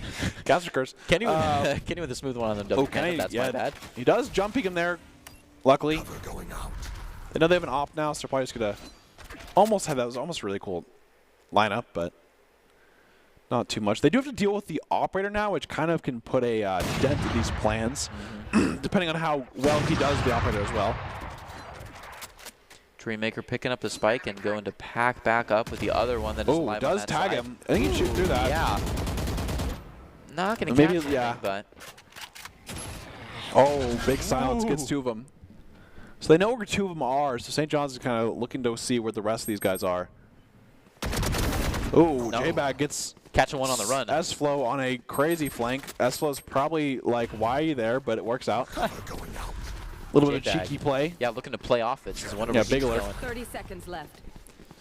Now I should clear all these sites here. Good blind available. The 2 pairs coming back together. Darts Beautiful hitting. Yep. smokes. A great dart. Checking all the usual corners. And I love the counter strafe, even though there's nobody there. This is all so much pre-firing. Yep. Good This at is plant. so practiced. Even though it's less time, they still were all ready for that side. Oh, no. Okay, does get it. Does get it. Ooh. He does get it, but he does get traded for Kenny that is doing some work with Oh, this yeah. operator, though. Big silence. Oh, good smoke there. Omen smoke, re-smoked for that. Able. Oh, great flash. Ooh, almost Trades, a good though. spray transfer. Okay, they know he is an operator, so it's a 1v2. do. With the operator, you just got to make sure you don't peek this. Yep, and here's the thing. He can't play close unless Yeah. he picks up a different gun, so just hang out. Just hang out and wait for him to pick up a different gun, rotate down to you, and then you have an unfair 1v2. He might just save. Yeah, it looks like they're considering the same. Oh, no. They did get it back onto him. Yeah, they're just going to leave it. I think that's fair. I think in this situation, you just leave it. Yeah, I would. They don't, I mean, unless Panda is very, I guess, comfortable on the attack op, which, you know, some people aren't, some people are. Yeah. But at the end of the day, if they probably were like, hey, I'm not that comfortable, I have knives this round, let's just get rid of it. Because Kenny obviously was showing that he can use it well. Oh, yeah. So they don't want to risk, you know, Kenny getting it as well. No, Kenny came out of nowhere with that one. Use it op, peeked it. 4-0 run for Boise State now for the side of St. John's, and just doing a fantastic job making sure a lot of these, you know, are covered. Really making it hard to figure out where they're going with this. I don't know if Panda might go for the patented. Okay, nope. They know the Empress going.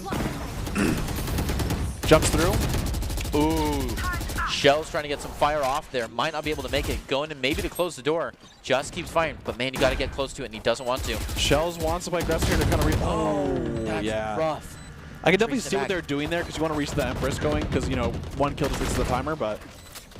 J-Ball with a smooth move on to Heaven. W Panda kind of being closed in around here. It's not looking good for Boise State. J-Bag already totally blocked in. They know where he's at. They're going to come for him. He's just got to jiggle beak, and they Trident makes a final move. That's a quick defuse, and that's 4-1. St. John taking their first point here.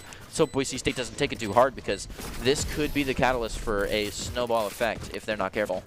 Yeah, and I think Boise State got a little carried away there, and not by how they took site, but how they played post-plant. Yeah. We saw a lot of, I mean, Shells was peeking through the smoke. I mean, obviously that's just kind of like, hey, they're gonna shoot through that smoke. I mean, that's just how it is. Obviously, you don't have tracers with your Phantom, but the moment that you kind of take that angle, we have people going up to Heaven to kind of peek up there. You're gonna lose that one. So it just kind of got a little overconfident there, A little aggressive on the which post is plant. fair. I mean, if you're feeling it, I think you can kind of give that one. Sure. But now it's like, okay, we gotta make got sure. punished for it. We got punished for it. Learn our Let's lesson. let's play post plant next time. Cool. Okay, yeah, let's see if they Which can is take fair. care They're of doing it. a great job so far, though. BSU. Well, that's a really cool area. Yeah, that was a nice defensive smoke. Wow, Oh. so many people on screen right here. W Panda. Smalls Nation does just kind of repeak him, though. Playing the KO, too. A lot of flexibility happening for both teams here. Definitely, but he's not fragging nearly as much as he was last game. Kind of leaving it all to their Jet now. Dreammaker creeping right on over. red hit. Takes a nice one. Revealing area. Getting the info out. Oh, we Spike hear is a still in judge pocket somewhere. here. Oh, Spike is in pocket, and now mid is open. Captain King. We've got to make a quick move. Jabalda's got to get back there and get that Spike. Now that it's happened, there's kind of an energy moving towards A. B has really been taken to mid, is a little bit sketchy here. Dreammaker's going to try to push up into it, maybe get all the way back. I doubt it. He might just try to peek this out, take 1 or 2 on the rotate, but I don't think he's going to be able to get to A site from there. So it's up to Jabalda and... Oh, good play here. I like this. That's good. They do have to make sure that the back of Cubby is clear. Yep. And also, this is a really good timing because enemy Sova is probably having his Hunter's Fury soon. So Jabalda's using it before he can get 30 that. seconds Before. left. It's a good call. Yep.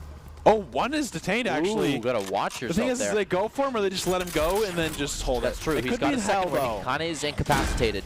It could be in hell. He definitely my could. God. It looks like he might have been. Yeah, I because think he trying to was- take him out.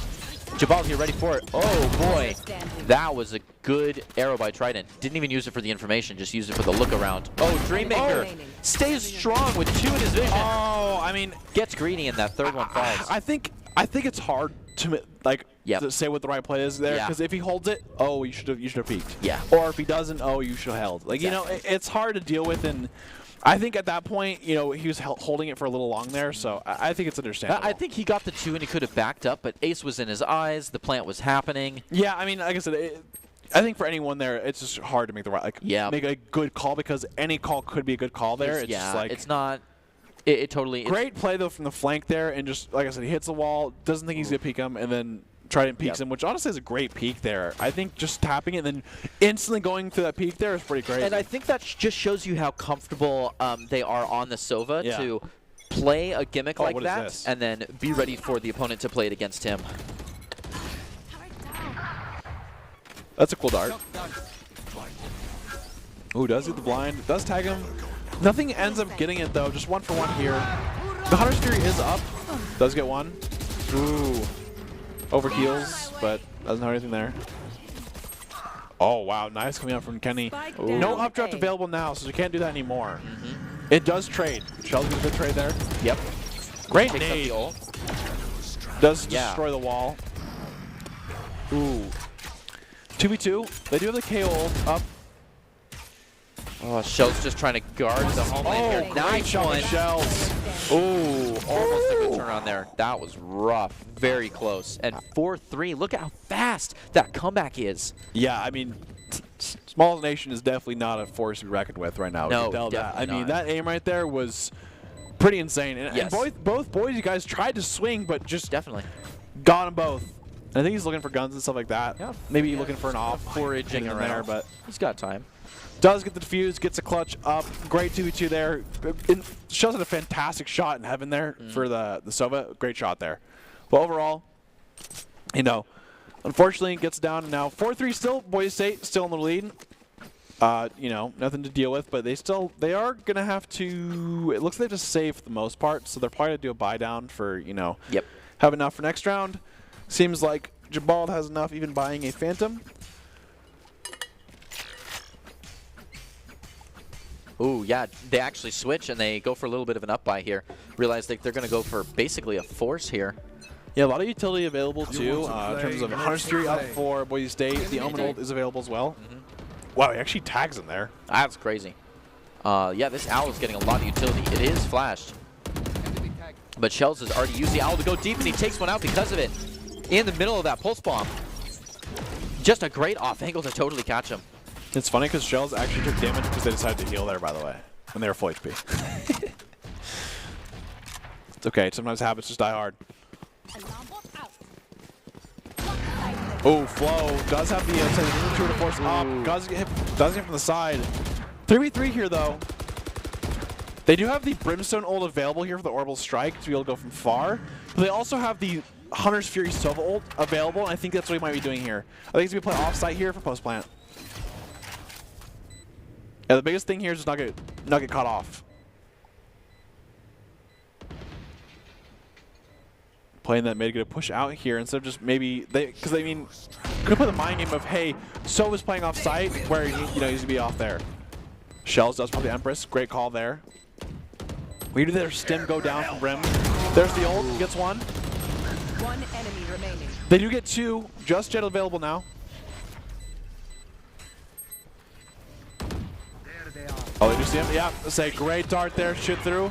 So, and that's why Sova's so good in this map. Not only is it very open for those recon darts, this map is paper thin. And what I mean by that is you can shoot through almost every wall on this map. It's crazy. Especially on the B site. B site, you can big square. Yeah, exactly. Yeah. And so you can literally just dart.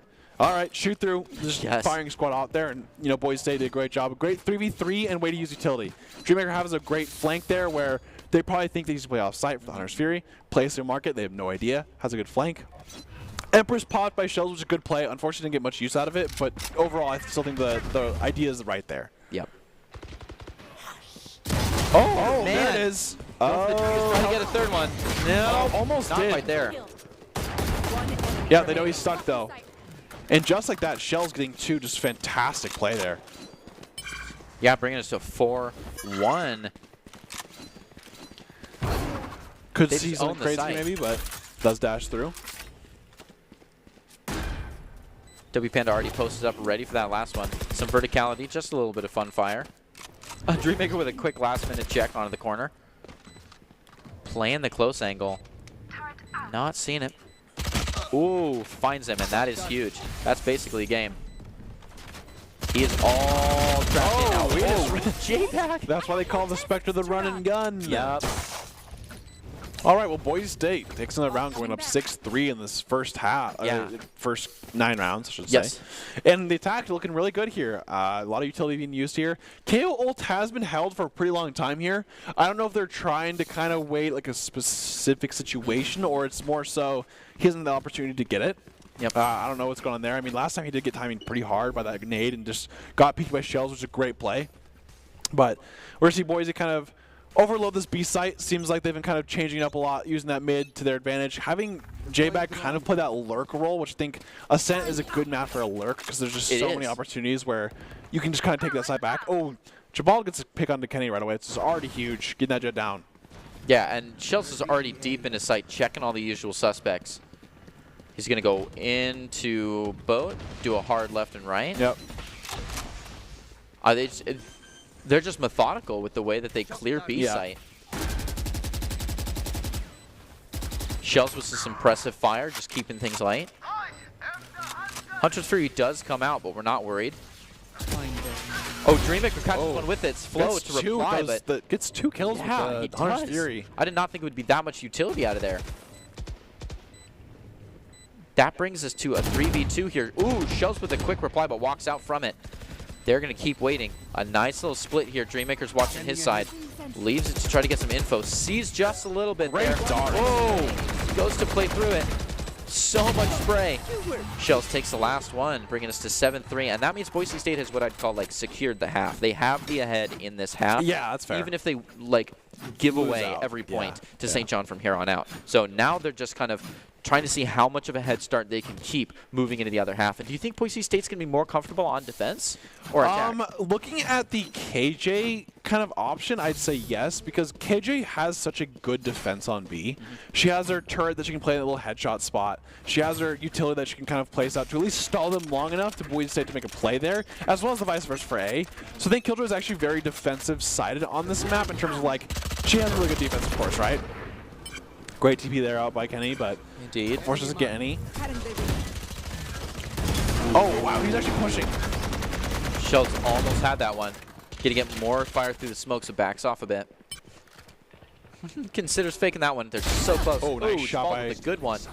They just keep sweeping through B like no problems. Yeah, Jabal going through here.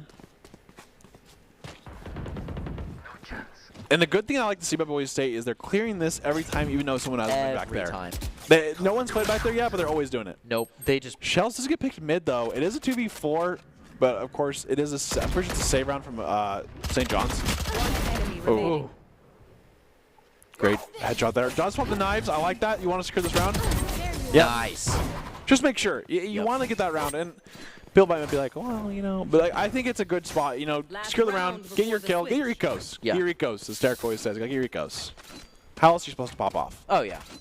That's your best time to get kills when they're ecoing. Just to make sure you don't overheat. But overall good.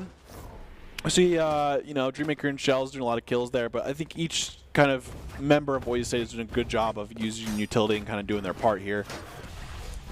Does use his TP. Probably getting, oh yeah, he's playing that higher angle there, so we can kind of see that A main angle if they do push out there, which is a pretty cool spot idea actually. Kind of make it so that if they do try to push out there, he's ready. Oh my gosh. Shells with a quick one. They know I all will the good say spots. they've got him on that like 4 times now. Pretty well. Just pre-firing that, shooting through the smoke exactly where they might push out, and then just boom. Yeah, I could use map things to do stuff like that. Nice wow. jump. Shells with a good avoid. Has seen 2 people so far. They closed the door on him, but he's not worried. Wow, Trident actually does get rid of it, and though. he's still standing there. Gets punished for it. Oh. Is gonna, wow, does get it right before it does go off, actually. KO actually is downed, but can be res, but Brimstone, oh wow. No. And Dreammaker just solidifies it.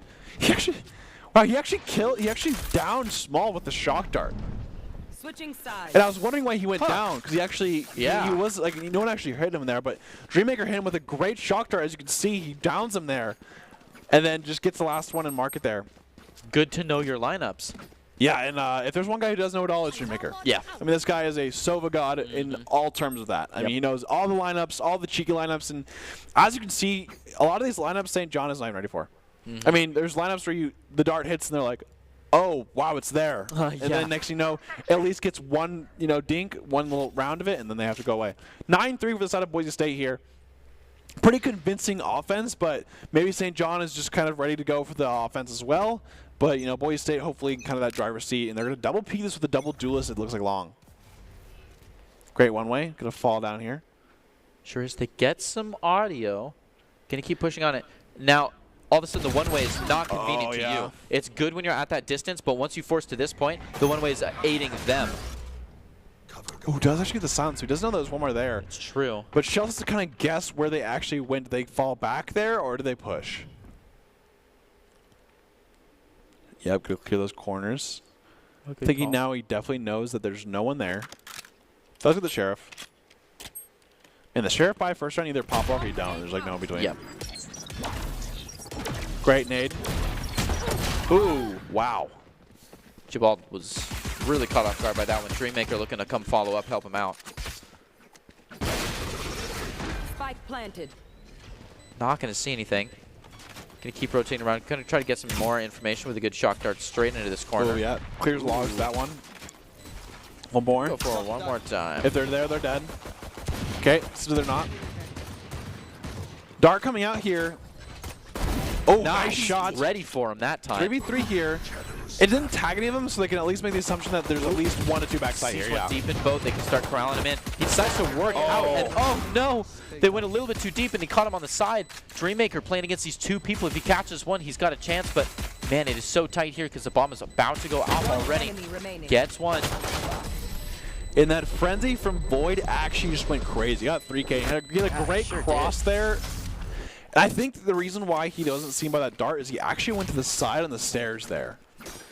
Which is pretty good because then they had no idea that he has a flank there. He played that slow, waited for it, boom, flanked him, hit him with it. Yep.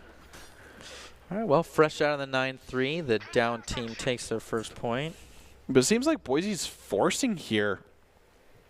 With obviously Jet going the Marshall is pretty standard now, even if you do lose. It's just kind of that standard thing where if you win, you keep it. Next round, you just kind of do the same thing and then go from there. But Boise forcing, which I mean, if they do lose this one, they're not looking in pretty good shape for the last one. But they're forcing because they probably think that, hey, they have the lead. If they win this, they probably win the game. Yep. And at that point, you know what? Let's do that rather than just kind of hold that. Ooh, Shell's proactively breaking that door. Yeah, just making sure that, if they do come here, they can't shut anyone off there. Still hears that jumping. Still going to keep holding these spots, just waiting for it. Being reactive. J-Bag ready. Here they come. That smoke means nothing. Pushes right up in it with a beautiful Oni shorty.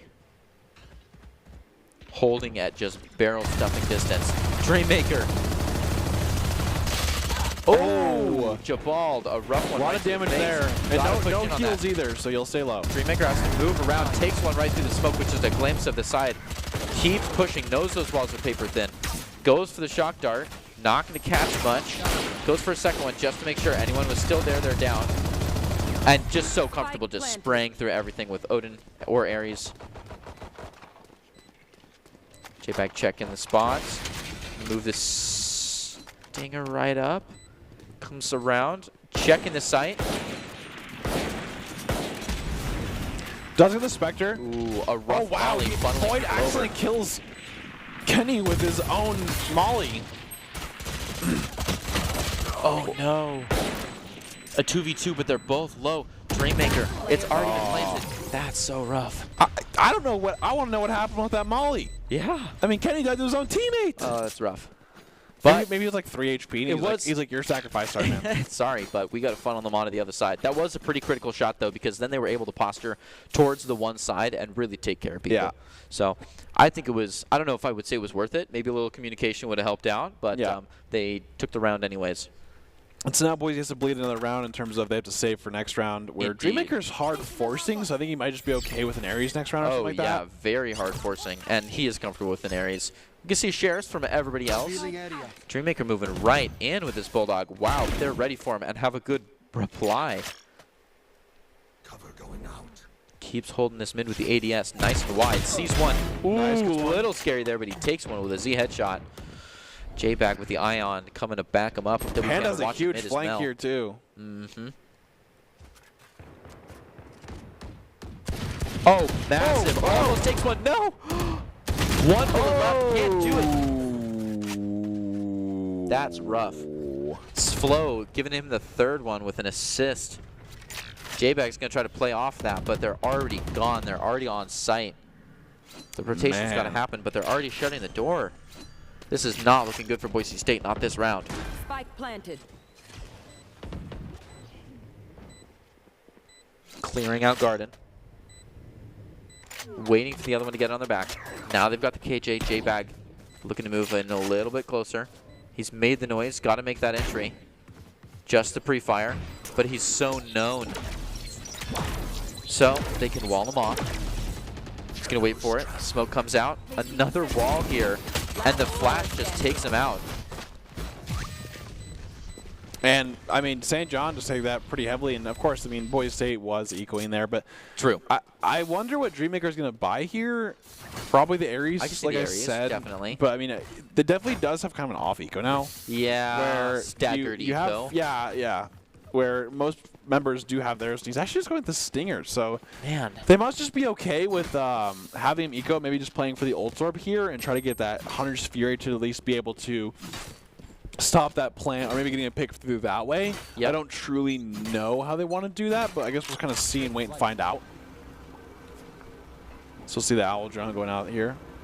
We're see a little bit of mid presence. And Boise play really aggressive on this defense here. Ooh, does get one. Great shot from Panda. Good read.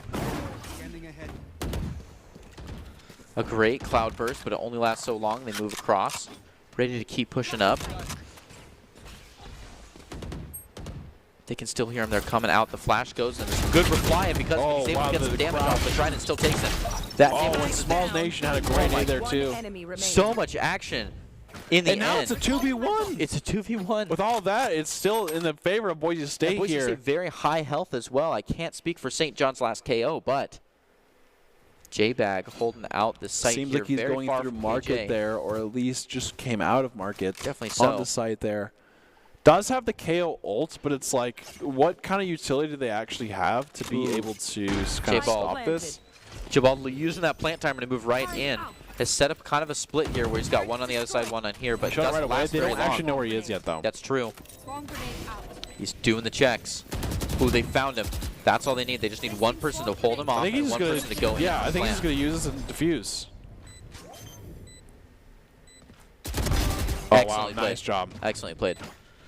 Has the swarm, goes to the smoke. I think he's looking for a gun or something. Yeah, okay. Just knifing about.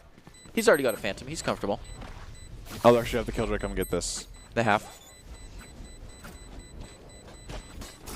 Oh, no. You don't Just like that, 10-6, Boise State winning this one so far. They are now 3 rounds away from winning it. But, you know, we have seen comebacks and stuff before, so got to make sure that Boise State doesn't get too comfortable here. Got to keep playing the way they're playing. Don't change too much up. Make sure that they're adapting and stuff like that. Don't get too cocky. That's a big one. Definitely. Don't get too ego, because like this team is definitely a team where if you ego them, they're gonna make you'll get going. So overall, great job by both teams, but you know Boise State doing a great job with this momentum and just going with it. And the gates are up. We already see some intense play first off. St. John pulling out that. Ooh, look at that verticality from W Panda. It's not going to catch anything. And there wasn't super well conveyed because of Hunter's Fury coming out. Might take one, at least gets a little bit of damage off. Going to the other side, doesn't find anymore, but St. John still has that player out here. Going to put a shock dart up. Looks like we have emotionally committed to the idea of them committing to site B as we're already swinging away over. Nope, we didn't see anything, so we're swinging to A.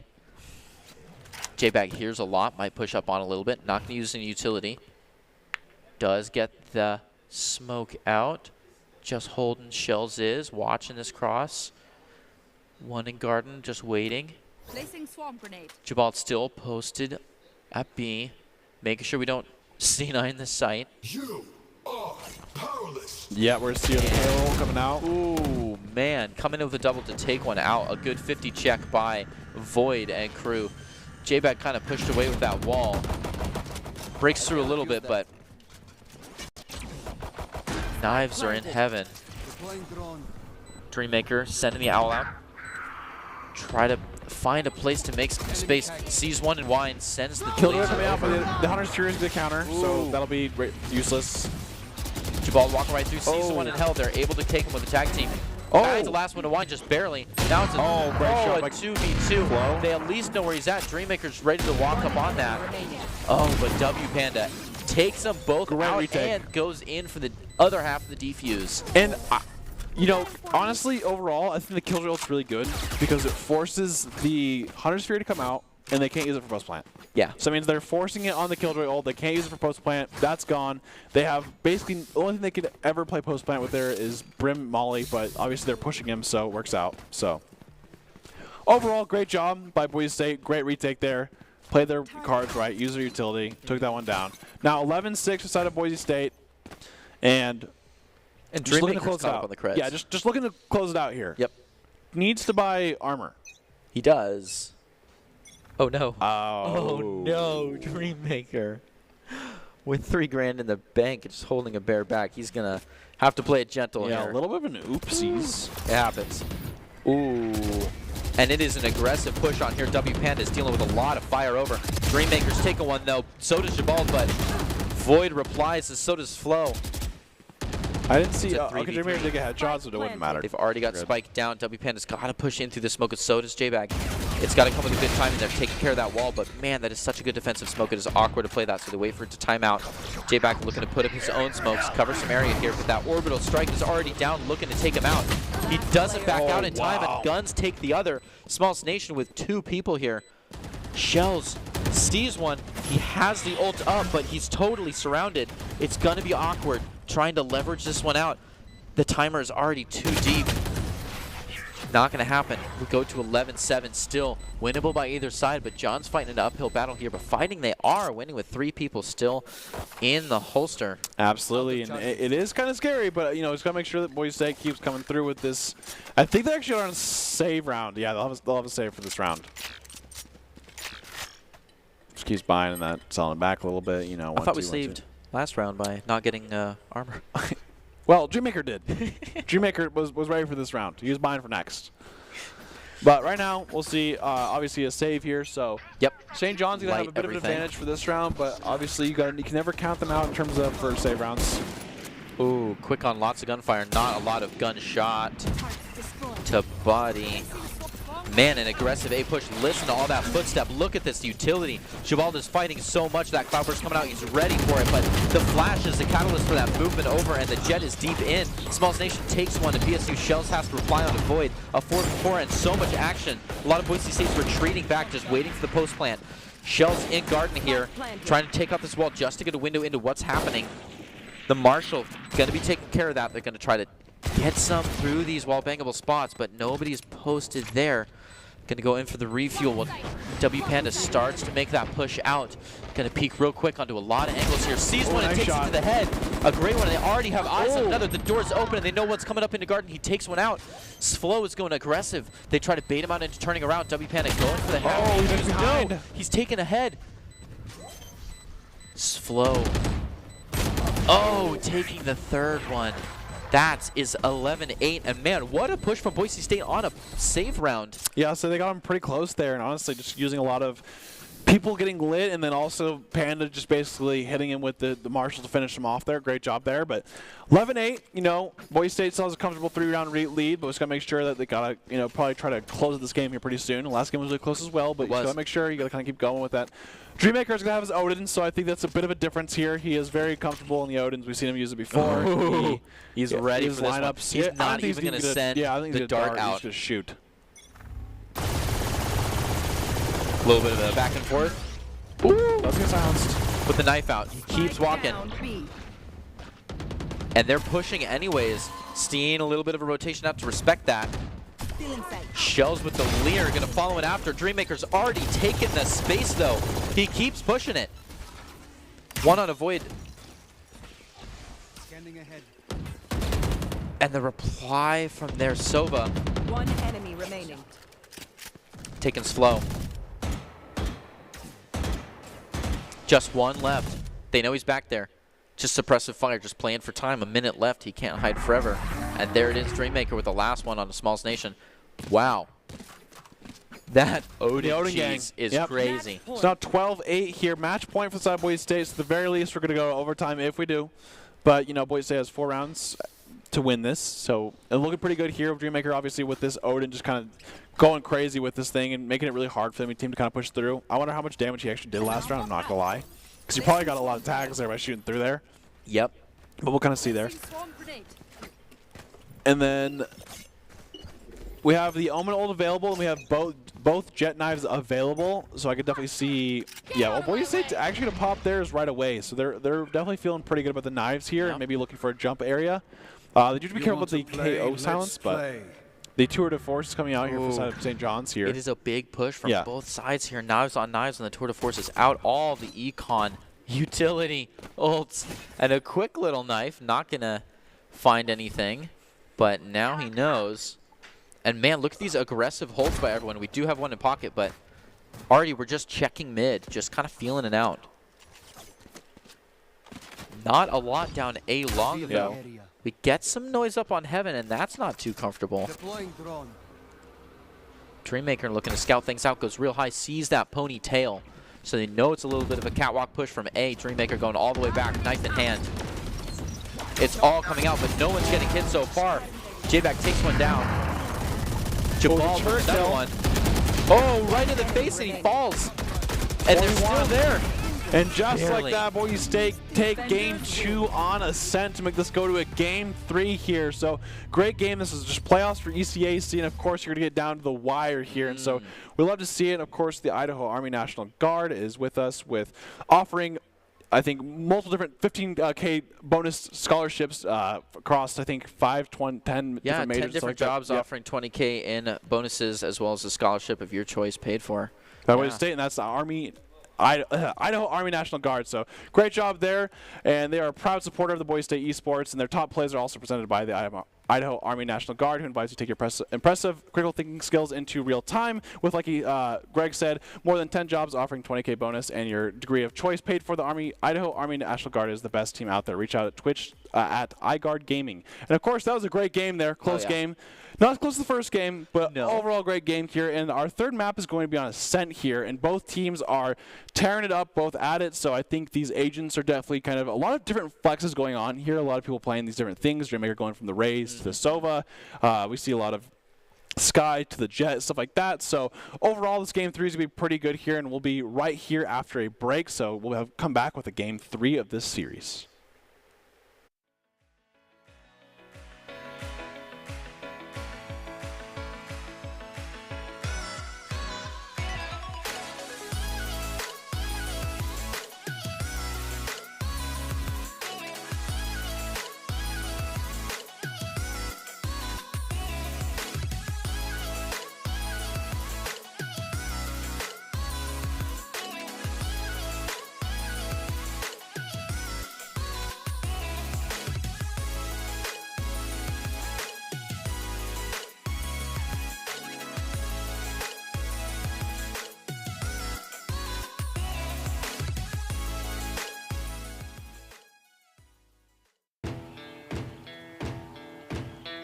Here are a couple lessons I've learned over the years.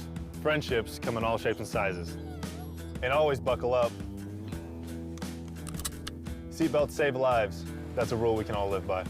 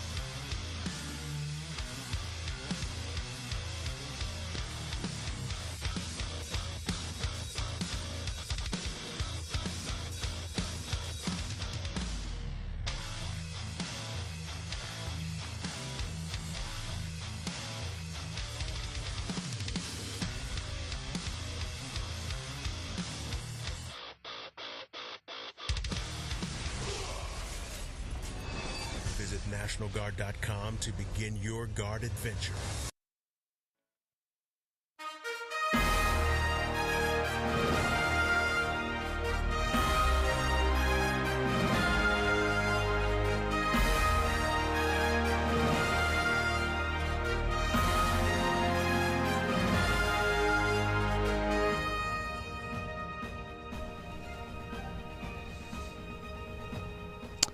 Welcome to the Boise State Game Pants Esports Arena. You're watching our coverage of the Week 2 ECAC Collegiate Valorant. We just saw the Game 2 with Boise State going up 1-1 in this best of 3, which is crazy.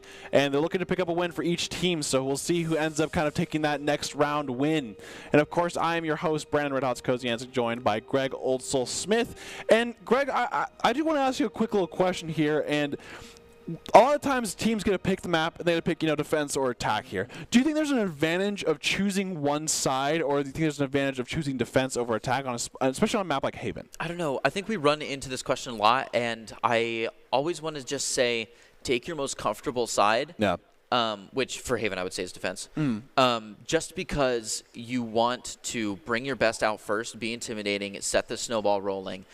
It does let them on to expect a lot of you, but I think it's worth it to take those early points and look for, an uphill battle right at the end. Yeah, I agree. I think it definitely comes to, what's comfortable and stuff like that. But it's just an interesting topic because we've seen a lot of teams kind of really do well on one side at first, or maybe fall over the one side. But I think a big thing is, momentum-wise. Yeah. With, especially if you attack first, there's sometimes where teams get attacks first, and if they go up 5-0, they're just going to feel really good there. Yes. So I think overall it'll be pretty interesting. Boise State obviously is the defense first on this map 3 of Haven, so hopefully that kind of helps them out in this kind of matchup. This has been an insane series overall, and it's been really fun to watch each team play. I think the biggest thing is we're going to see a lot of agents now. I could definitely see Smalls Nation going back on the duelist. Definitely. I think the KO is really good and his aim is really good, but I think that Reyna really forces Boise State to really think about how they're going to peak things and how they're going to play it, because he really takes that advantage on Reyna and that kind of that 1v1 kind of picking apart your team to a whole nother level. And so I could definitely see him kind of being that factor there. And going back on the, the agent, of course. Yep. So I think the chamber is going to be critical, a defense chamber for both people, both teams. I think we're definitely going to see Dreammaker on the Sova. Yeah, That's of course. To it. I would expect a KJ from at least one side, if not both. Yeah, I would say the KJ ult is pretty good. The one thing is Initiator's actually been kind of all over this place in this map. Yeah, they have. We have seen Sky, we've seen KO, we've seen a lot of Breach too. Yes. Breach has a lot of cool spots, especially if the enemy team plays KJ. He actually can really mess with KJ on this map, because a lot of her spots with her ults, you can actually just plume through. Especially with this ult, there's a lot of small sites with 3 sites. You can't make them that big. So a good Breach is really good on this map. That Rolling Thunder just creates so much space. The A, B, and C there, and also the cool thing is you can actually do it from previous sites. So a Breach can play over the wall, not be right in position, but just go through the rest of his team. So I'm really excited to see what these teams end up going with, and just overall, we never know what to expect here. And of course, this is our last matchup of the night in this best of 3 for the ECAC. Playoffs. It is 1-1 Boise State versus St. John's. Both games obviously close. This is going to be a great game 3 here. And, just really excited to see what is kind of played out here, what the changes happen, how each team plays, what the agent difference is. So far, we've definitely seen the Brimstone favored. So St. John's versus us and Boise State, thinking of the Omen. It's honestly one of my favorite picks on this map. Yeah. For a long time it has been, just because having 3 smokes drop all at once on such a small map, like you're saying, each site has to be pretty small. You can kind of shut down all of the entrances just the way you like. So I think that one's actually a pretty critical choice. I just really like the Omen due to the rotation here. And I also think the biggest thing is his smoke recharge. Oh, yeah. I think him being able to recharge his smoke during the round is huge, just because he can kind of keep re-smoking that heaven angle and stuff like that for those post plans for ANC. Interesting. We are kind of hovering over, and I don't want to talk shells into a corner here, but hovering over this double duelist. I mean, it worked pretty well last game. We saw, obviously, a lot of the aggression played together, especially with the Panda and the Shells. And I could definitely just see, once again, just pretty much the same comp. Because, I mean, they found it worked for them. It's pretty similar. Obviously, Haven and Ascent are definitely pretty different maps. Yeah. But they can basically apply the same concept. Yeah. They have these duelists play very aggressive. They have them using Dreammaker utility very well, which I think is the big thing, is an Initiator can be only as Select good your as like agent. your teammates' willingness to use it. Like a lot of Sovas do not feel as impactful as like the Dreammaker does right now, is because his team is using it so well as well.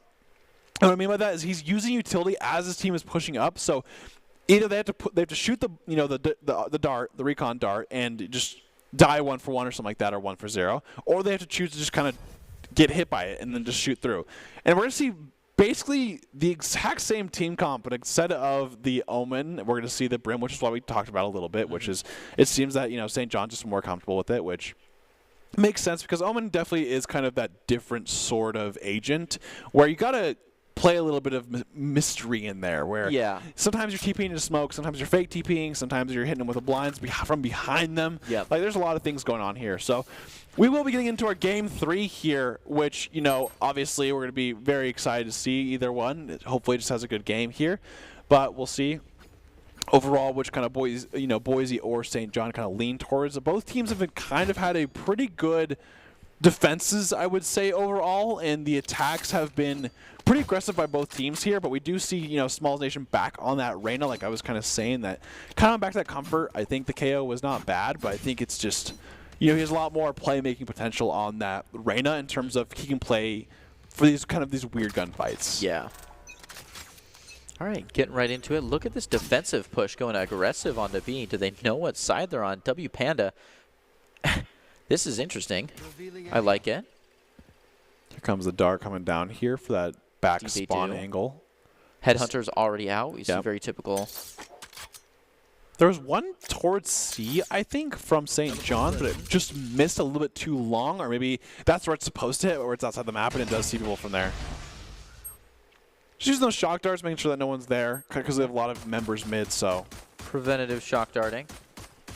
St. John playing this very slow. Definitely. And just like that, they're kind of having that Shells does get Smalls Nation, though. Wow, which is pretty big. This is huge, yeah. Caught on Banana there, and W Panda is now comfortable to move up against it and try to catch him on the run around. Good dash, though. Good dash. Oh, and a good dash indeed. Good trade. Headhunter moving up against it. Takes one. Backs up and gets ready for the next. Kind of cornered here. A lot of fire behind him, but Jabald is still ready to take anyone that walks past. Dominating the angle. Doc would be proud. Here's him coming in. Oh, wow. Collateral. Beautiful collateral. Taking 2 and teleporting all the way away. W Panda grabbing the Ion Sheriff just for kicks. What a flawless first round. Yeah, wow. What a play by Boise State here. Oh, my goodness. This Headhunter, and also playing critical. the one thing also is playing so disciplined here. Definitely. When no one moves for that long, you get a little antsy. Sometimes you want to peek that there, but Boise State really held their angles, went back through. Great collateral by Jabal there, just kind of takes him with it and makes it great shot overall. So we'll win Boise State will win the first round here, and obviously we'll be upgrading here. A lot of Bulldog upgrades for Dreammaker tonight. Yeah, he's enjoying it. I kind of like that. Honestly, the Bulldog's pretty good. Look at this aggressive defense. Shell's moving right in. He sees one and he goes crazy. Ooh, that's a big read. That Lear not quite capitalized on, but he still uses it all the way. Just miss away. Yep. Wow, they are actually just playing so aggressive here. This is wild. These duelists are just going so hard. Yeah. They're just tag teaming it from left to right, and another flawless. Dreammaker almost lost it there, but he still gets to keep his Bulldog to the next round. And just, wow, what a play by Boise State, knowing the position that they're in where they're going to be, have the gun opportunity and stuff like that. And Shell's just playing so aggressively long, gets that one pick, uses that, obviously, that dismiss or whatever, the Wraith form goes away. And then next thing you know, the Jet peeks with Panda right there with him, so I can double peek that next corner and take the next floor. 2-0 for Boise State so far. St. John will be mostly buying this round with their Phantoms Vandals. Small Nation actually has 3,500, so it might be a light armor buy for them. Ooh, W Panda looking quick for first ego. Oh, he sees so many. He changed targets like twice there. Oh, absolutely intimidated by all 4 players. That's a rough one. And they're tearing in. We have nobody watching that. Everybody's going deep on other sides, so they got to haul back. Walk back around. Shell's looking to bring up the rear here, but man, what intimidation to know that you're walking in on so many people. A site that's absolutely locked down. We see 2 back there. Our J-Bald. And Chamber trying to make it back in. Oh, sorry, Shell. Shell's is good. Get one. Yep. Ooh. Good overkill. Protecting that. Goes for it again. Unfortunately, yeah. Ooh, like 1.5 players left JBag against was these mollied three. out there, so you might have thought that the JBag was. JBag does take it. It's down to a 2-2. Wow. He knows what last one is, though. 1-1. Stick. JBag. Frozen fake. Ooh, no. That is rough. He's going to be coming up. Might get the half and go for a kill. He's got to go all the way. Oh, very close there. Just no time. Tried and played it well, but very close there.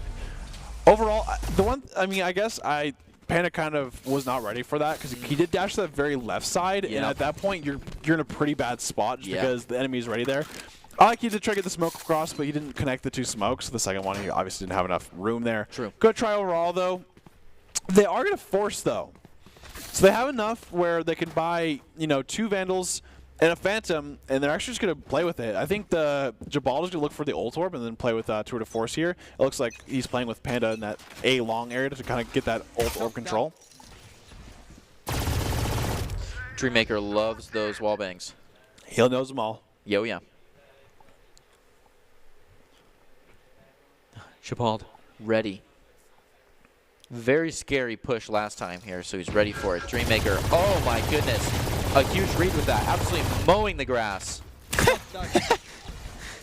He is mowing the grass, that is true. Yeah. Well, that call out is grass. They're actually going for maybe a B take here from St. John's. I don't know. Shells will be ready for it. Oh, and with the backup. Look at all that fire right there. He can't take it. He's got to dismiss out of there. Dreammaker come to do his job with that Odin. Not going to get too much. Ooh. A rough drop onto Shells, watching this corner. That dismiss lets him know, though, and WPN has the lineup for it. Boise State, 4v2. Just putting the suppressive fire out onto B. They have time on their side. Oh, I don't think a B push is very likely here from St. John. They might push it anyways, but there's so much firepower going into it. Dreammaker knows it, so he's going to back off, head closer to C, try to watch this, skip over, make sure nobody tries to run this. Posted in a beautiful off angle. WPanda is going to keep watching the main area just to make sure they don't get a delayed repush. Jabald is already on A, and it might be a save. No! They tried to push, and Jabald shuts him down. Yeah. They go in after him. He takes him on the just second. goes down with Can't them. push that slow. And 3-1 for Boise State there, and just did a great job of holding a lot of good utility there. We saw the smoke there come from Bellman. Flow looking for a timeout. JBag had a great, smoke there, of course. So as Flow, that means the St. John's are now taking a timeout there, which pretty fair. Understandable. Yeah, you have to use it at some points, and it is not going well for them right now. Yeah, it seems like St. John is very hesitant to attack here, which is interesting because their one win was because they went to that A long site and they just really rushed out there. All in. Yeah, and I think dial it back after a win like that, wouldn't you rinse and repeat? Yeah, exactly. So I think they're kind of just talking about, okay, what do we want to attack with? Right. Do you want to kind of go with this rush strat? Because, Haven, it is 3 sites, so you do have to play pretty thin on those sites, or you have to make a guess. Yeah, exactly. So the numbers I think you have to think about with those 2 duelists, you can play pretty aggressively, especially with these Sova and stuff like that. You have a lot of util, a lot of things going on. You have the Brim Stim and stuff like that. Yep. So I think they definitely can play more aggressive than they have been. They definitely are testing Boise State's discipline when they play default like that, where they're kind of just waiting, hopefully they're going to push out, but Boise State hasn't done that once. Oh, yeah. And actually taking advantage of that. Because sometimes when people play default, if the defense goes aggressive, you actually can lose that because you're going to have a 2v1s a lot of the time where you push out like they did on C Long, where they played that 1v2. And it's like at that point you're putting yourself at disadvantage. So I kind of want to see how they're going to attack from now on. And it seems like this default action where they're kind of just not really doing anything is not playing out for them. Yes. And just like that, JBag gets another kill onto S-Flow there. And it can be really frustrating to not really get anything going on offense, especially when you get instantly picked like that. It can, and Boise State is being so aggressive, but still being disciplined. St. John's. Ooh, oh, wow. Dreammaker's ready to plow this one. Gets it immediately. Going to back it up as well. Give WPanda some fire to watch him. WPanda's getting some shot here. Coming out for the help. Dreammaker is crazy. Those knives do come out, though. And Kenny takes 2 with it.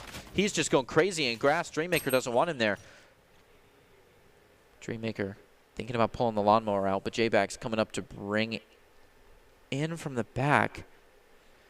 He's going really deliberate here, kind of just waiting for a move over. Spike planted.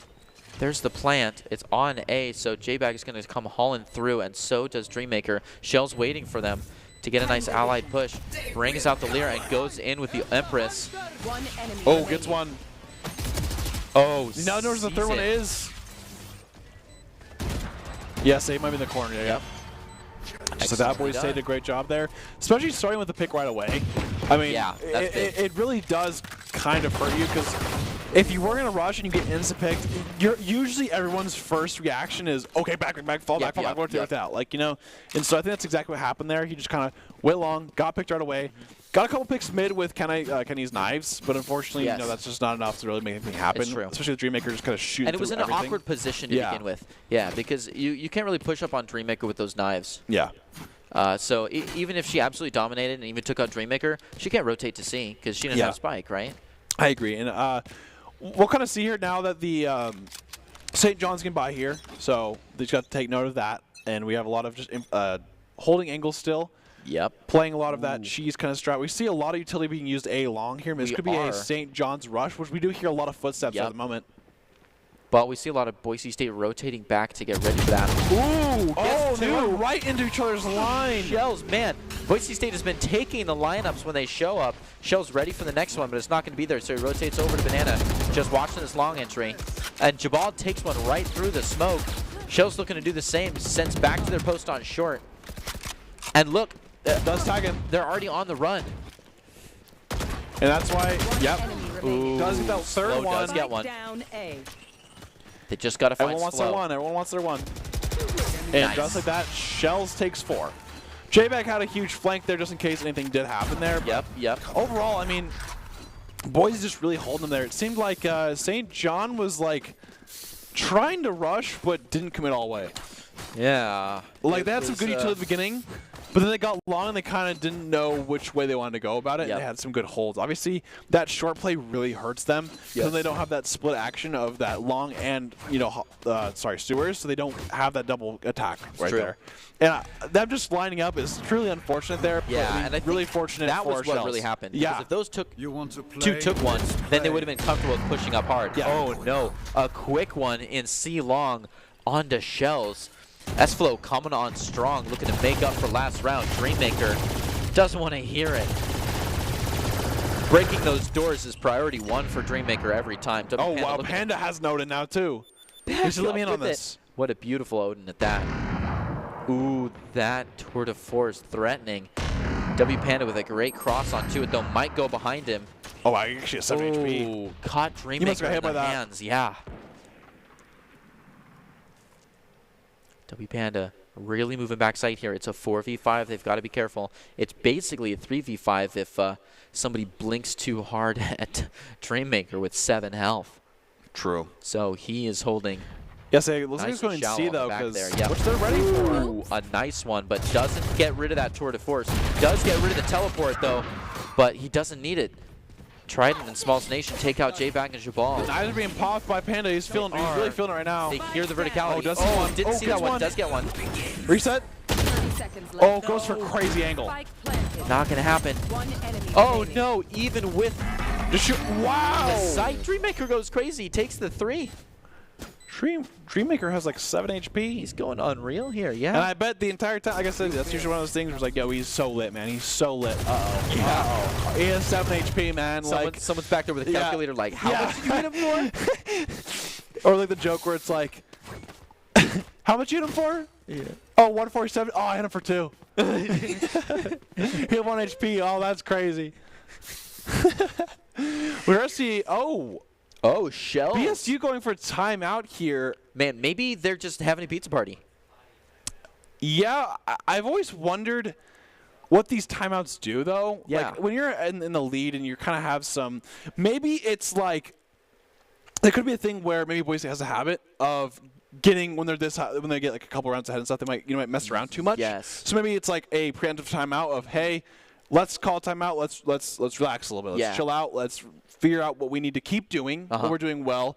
keep our eyes focused on this game, and let's go from there. Yeah. You know, I think that's the only kind of thing that makes sense in my head, to be honest. Yeah, coach tapped him on the shoulder and was like, Dreammaker, you had 7 HP. Why are you taking 2-on-1s with an Odin at close range? I mean, it worked out. It did work did a out. great job. So who knows when it comes to stuff like that. That's obviously what the team's up to. So obviously it's probably for some sort of good reason of things like that. But overall, great start by Boise State here. 4-1, I believe the score is. And so, or maybe 5-1 now. It could be one of those two. I think it was a bit higher, yeah. Yeah, and just kind of dominating in terms of setting the pace. It seems like pace setting for almost sure. every first blood has been BSU with the side. Last round, actually, St. John's did get it with that tour de force. Yeah, but here it is, overall, they 6-1. kind of dealt with it well. Yeah. So we'll kind of see here how it goes. Boise State looking to secure their and Flo ahead in gets the to pick first right half. away Wow. onto J-Bag again. Doing a great job with that operator in terms of that in the tour de force. Really are, and this is the first like big C-long push we've seen, so we've already got the plant down too because we were postured so heavy towards an aggressive B&A hold.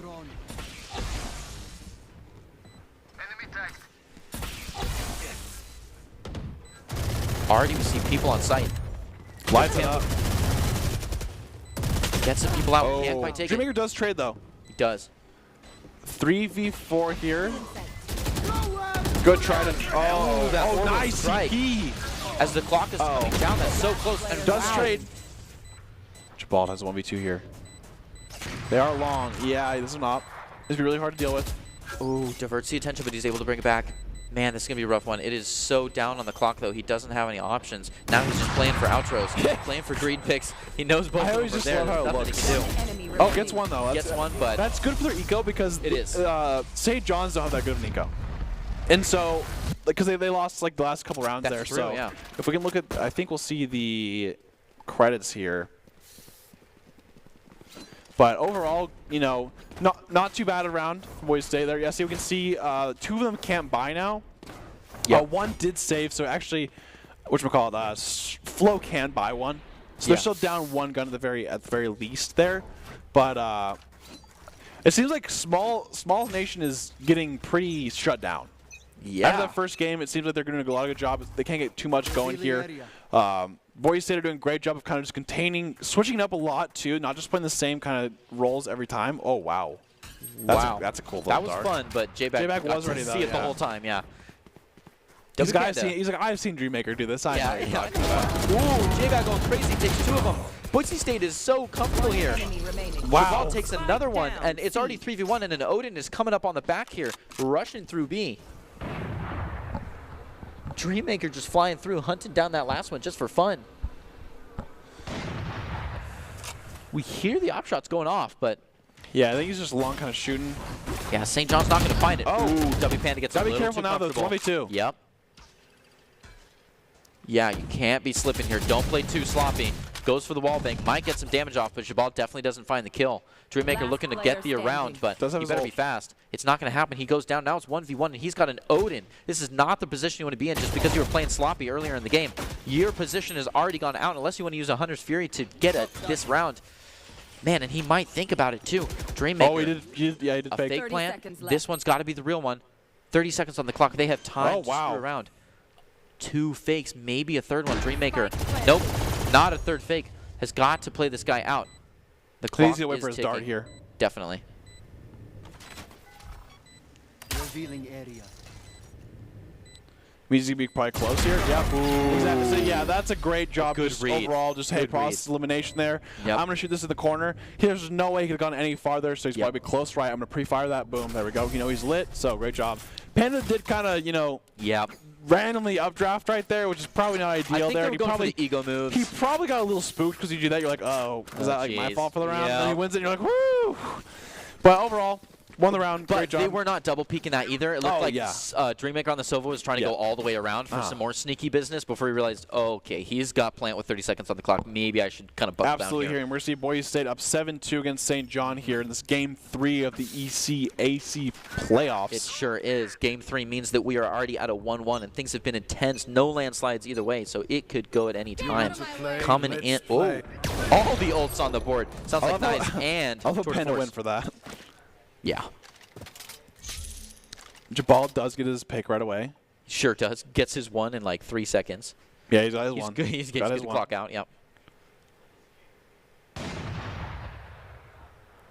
Oh, oh, oh. Yeah, just peeking, hanging out. Nice and slow. Time is on their side. Boise State is comfortable just doing their peeks. A little bit of a shift as we hear some noise towards A. A couple people clomping around, including a little Omen smoke going off on A long. So we're going to watch one on back and one on this classic crossover. W Panda comfortable with the op here. Going to start swinging around. Speaking of ops, Jabald is watching B with this tour de force, just staring into the smoke. Slowly just holding these angles. He knows that he has a trap in garage. Sure the does. problem is if Jet does, she's kind of here for that as Ooh, well. Dreammaker sees one, might go back for it. Oh, takes an easy, and that spike down. Down B.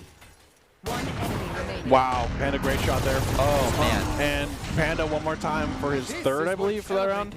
I think And so. A2 for Side of Boise State, it is looking like it is kind of a landslide at the moment. Seems like St. John on attack cannot really get anything going. It seems like their attacks are like, well, you know, I know it doesn't seem too practiced. And what I mean by that is like they haven't really kind of formulated some good attack plans with certain utility and certain agents, and it seems like, you know, they have to kind of rely on just a lot of opening picks and stuff like that. But when you don't use that much utility, it's really hard to do that. Yeah.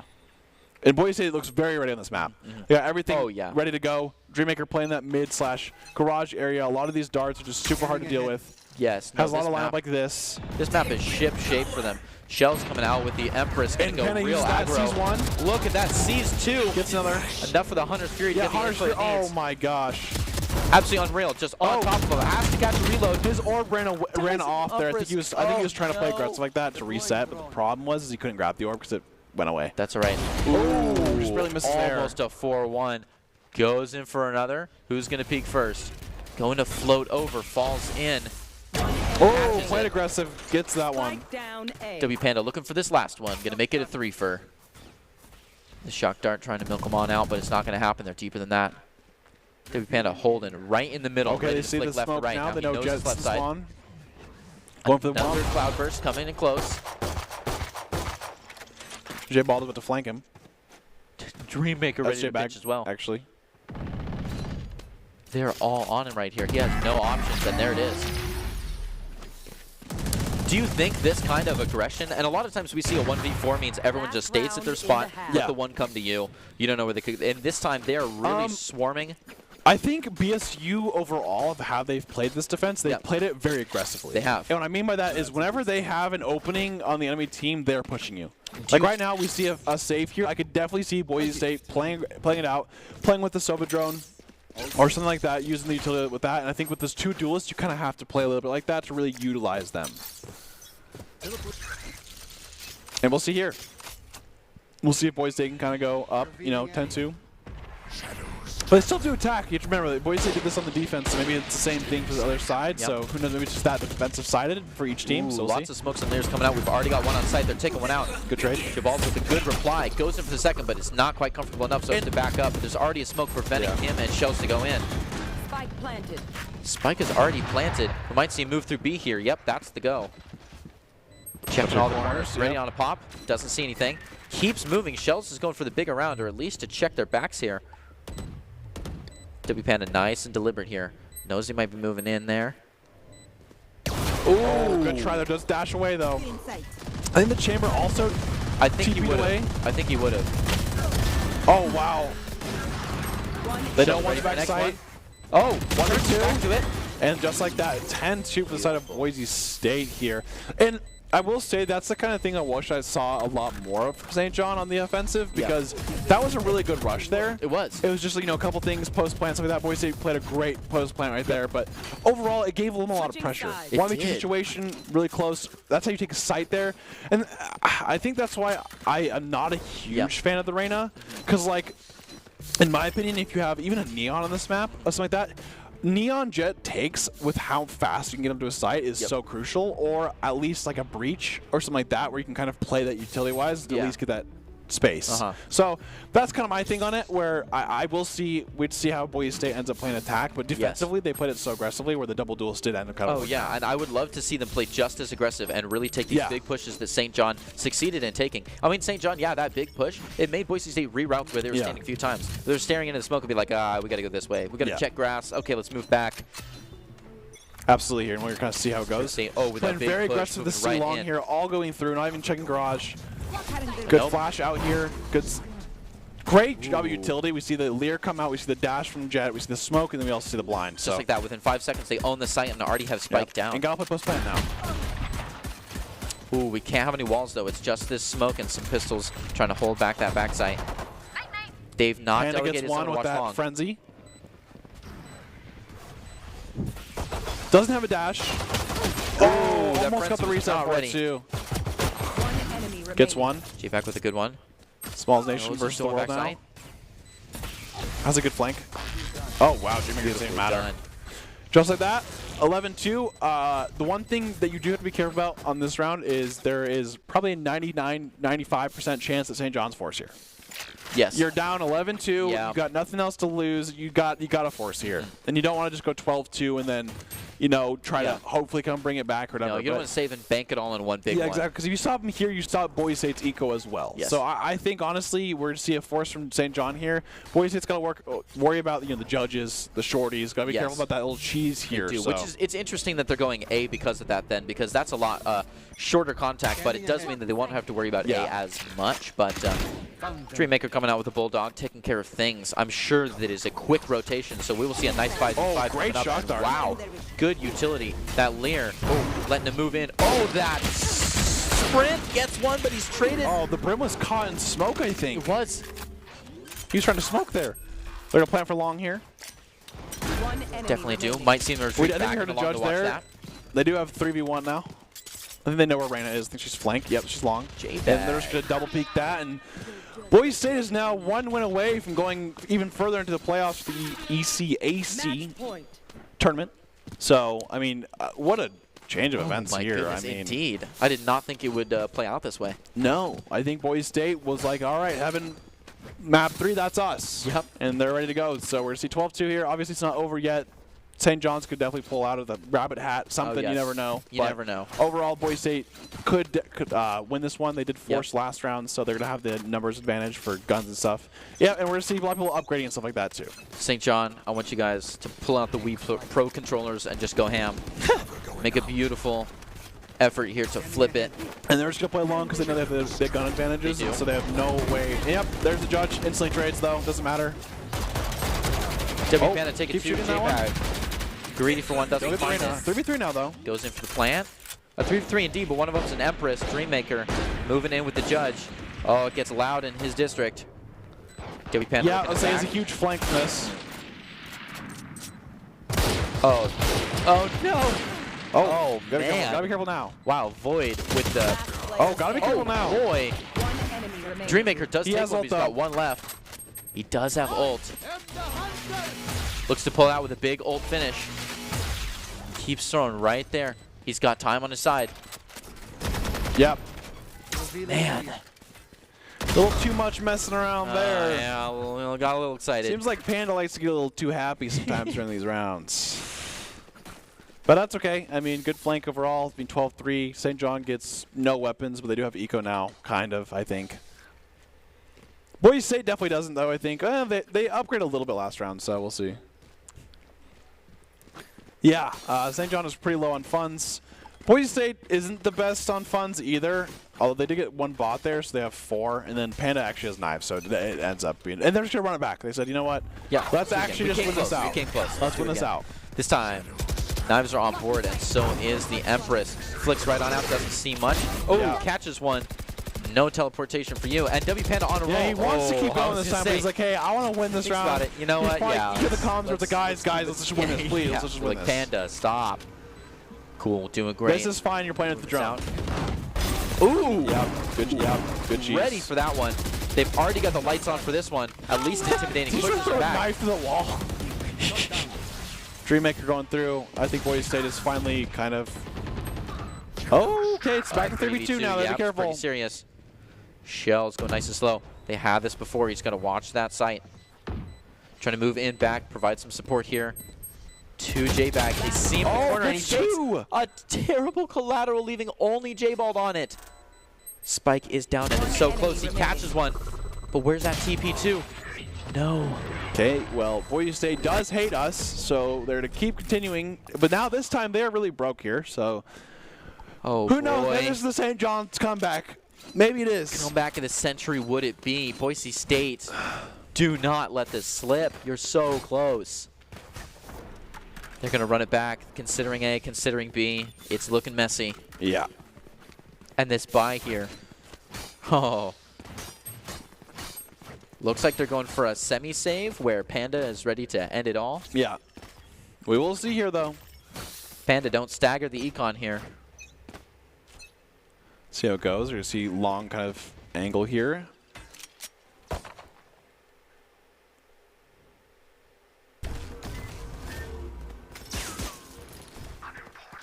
Little bit of a split here. Might try to push someone to C, hoping for a big rotate, but they're making plenty of noise in B as well. Looks like they're sliding back over. C has been cleared. Shells owns the site. Got his name written all over it, doing the last minute checks on the backside. Gonna keep moving. This is where their big issue's been. This last push from the rotate. Right backside, very typical. They're not pushing out this time. They're not. So maybe this is the actual time that they're feeling, you know, let's play a little post-plan action. They've got the defensive smoke up, waited until they have that gunshot to make it happen so they get the longest time out of it, and time is on their side. Boise State just has to hold this spot. They don't need kills. They need a minute and 30 seconds. Ooh, yeah, there we go. W Panda with a good And one. now it's a 4v1. Although that Small backside, Nation taking gets one out. one. This Empress. Okay, there we go. There it is. And just like that, Boise State win 13-4 and will be going on to the next round. So overall, just a great game.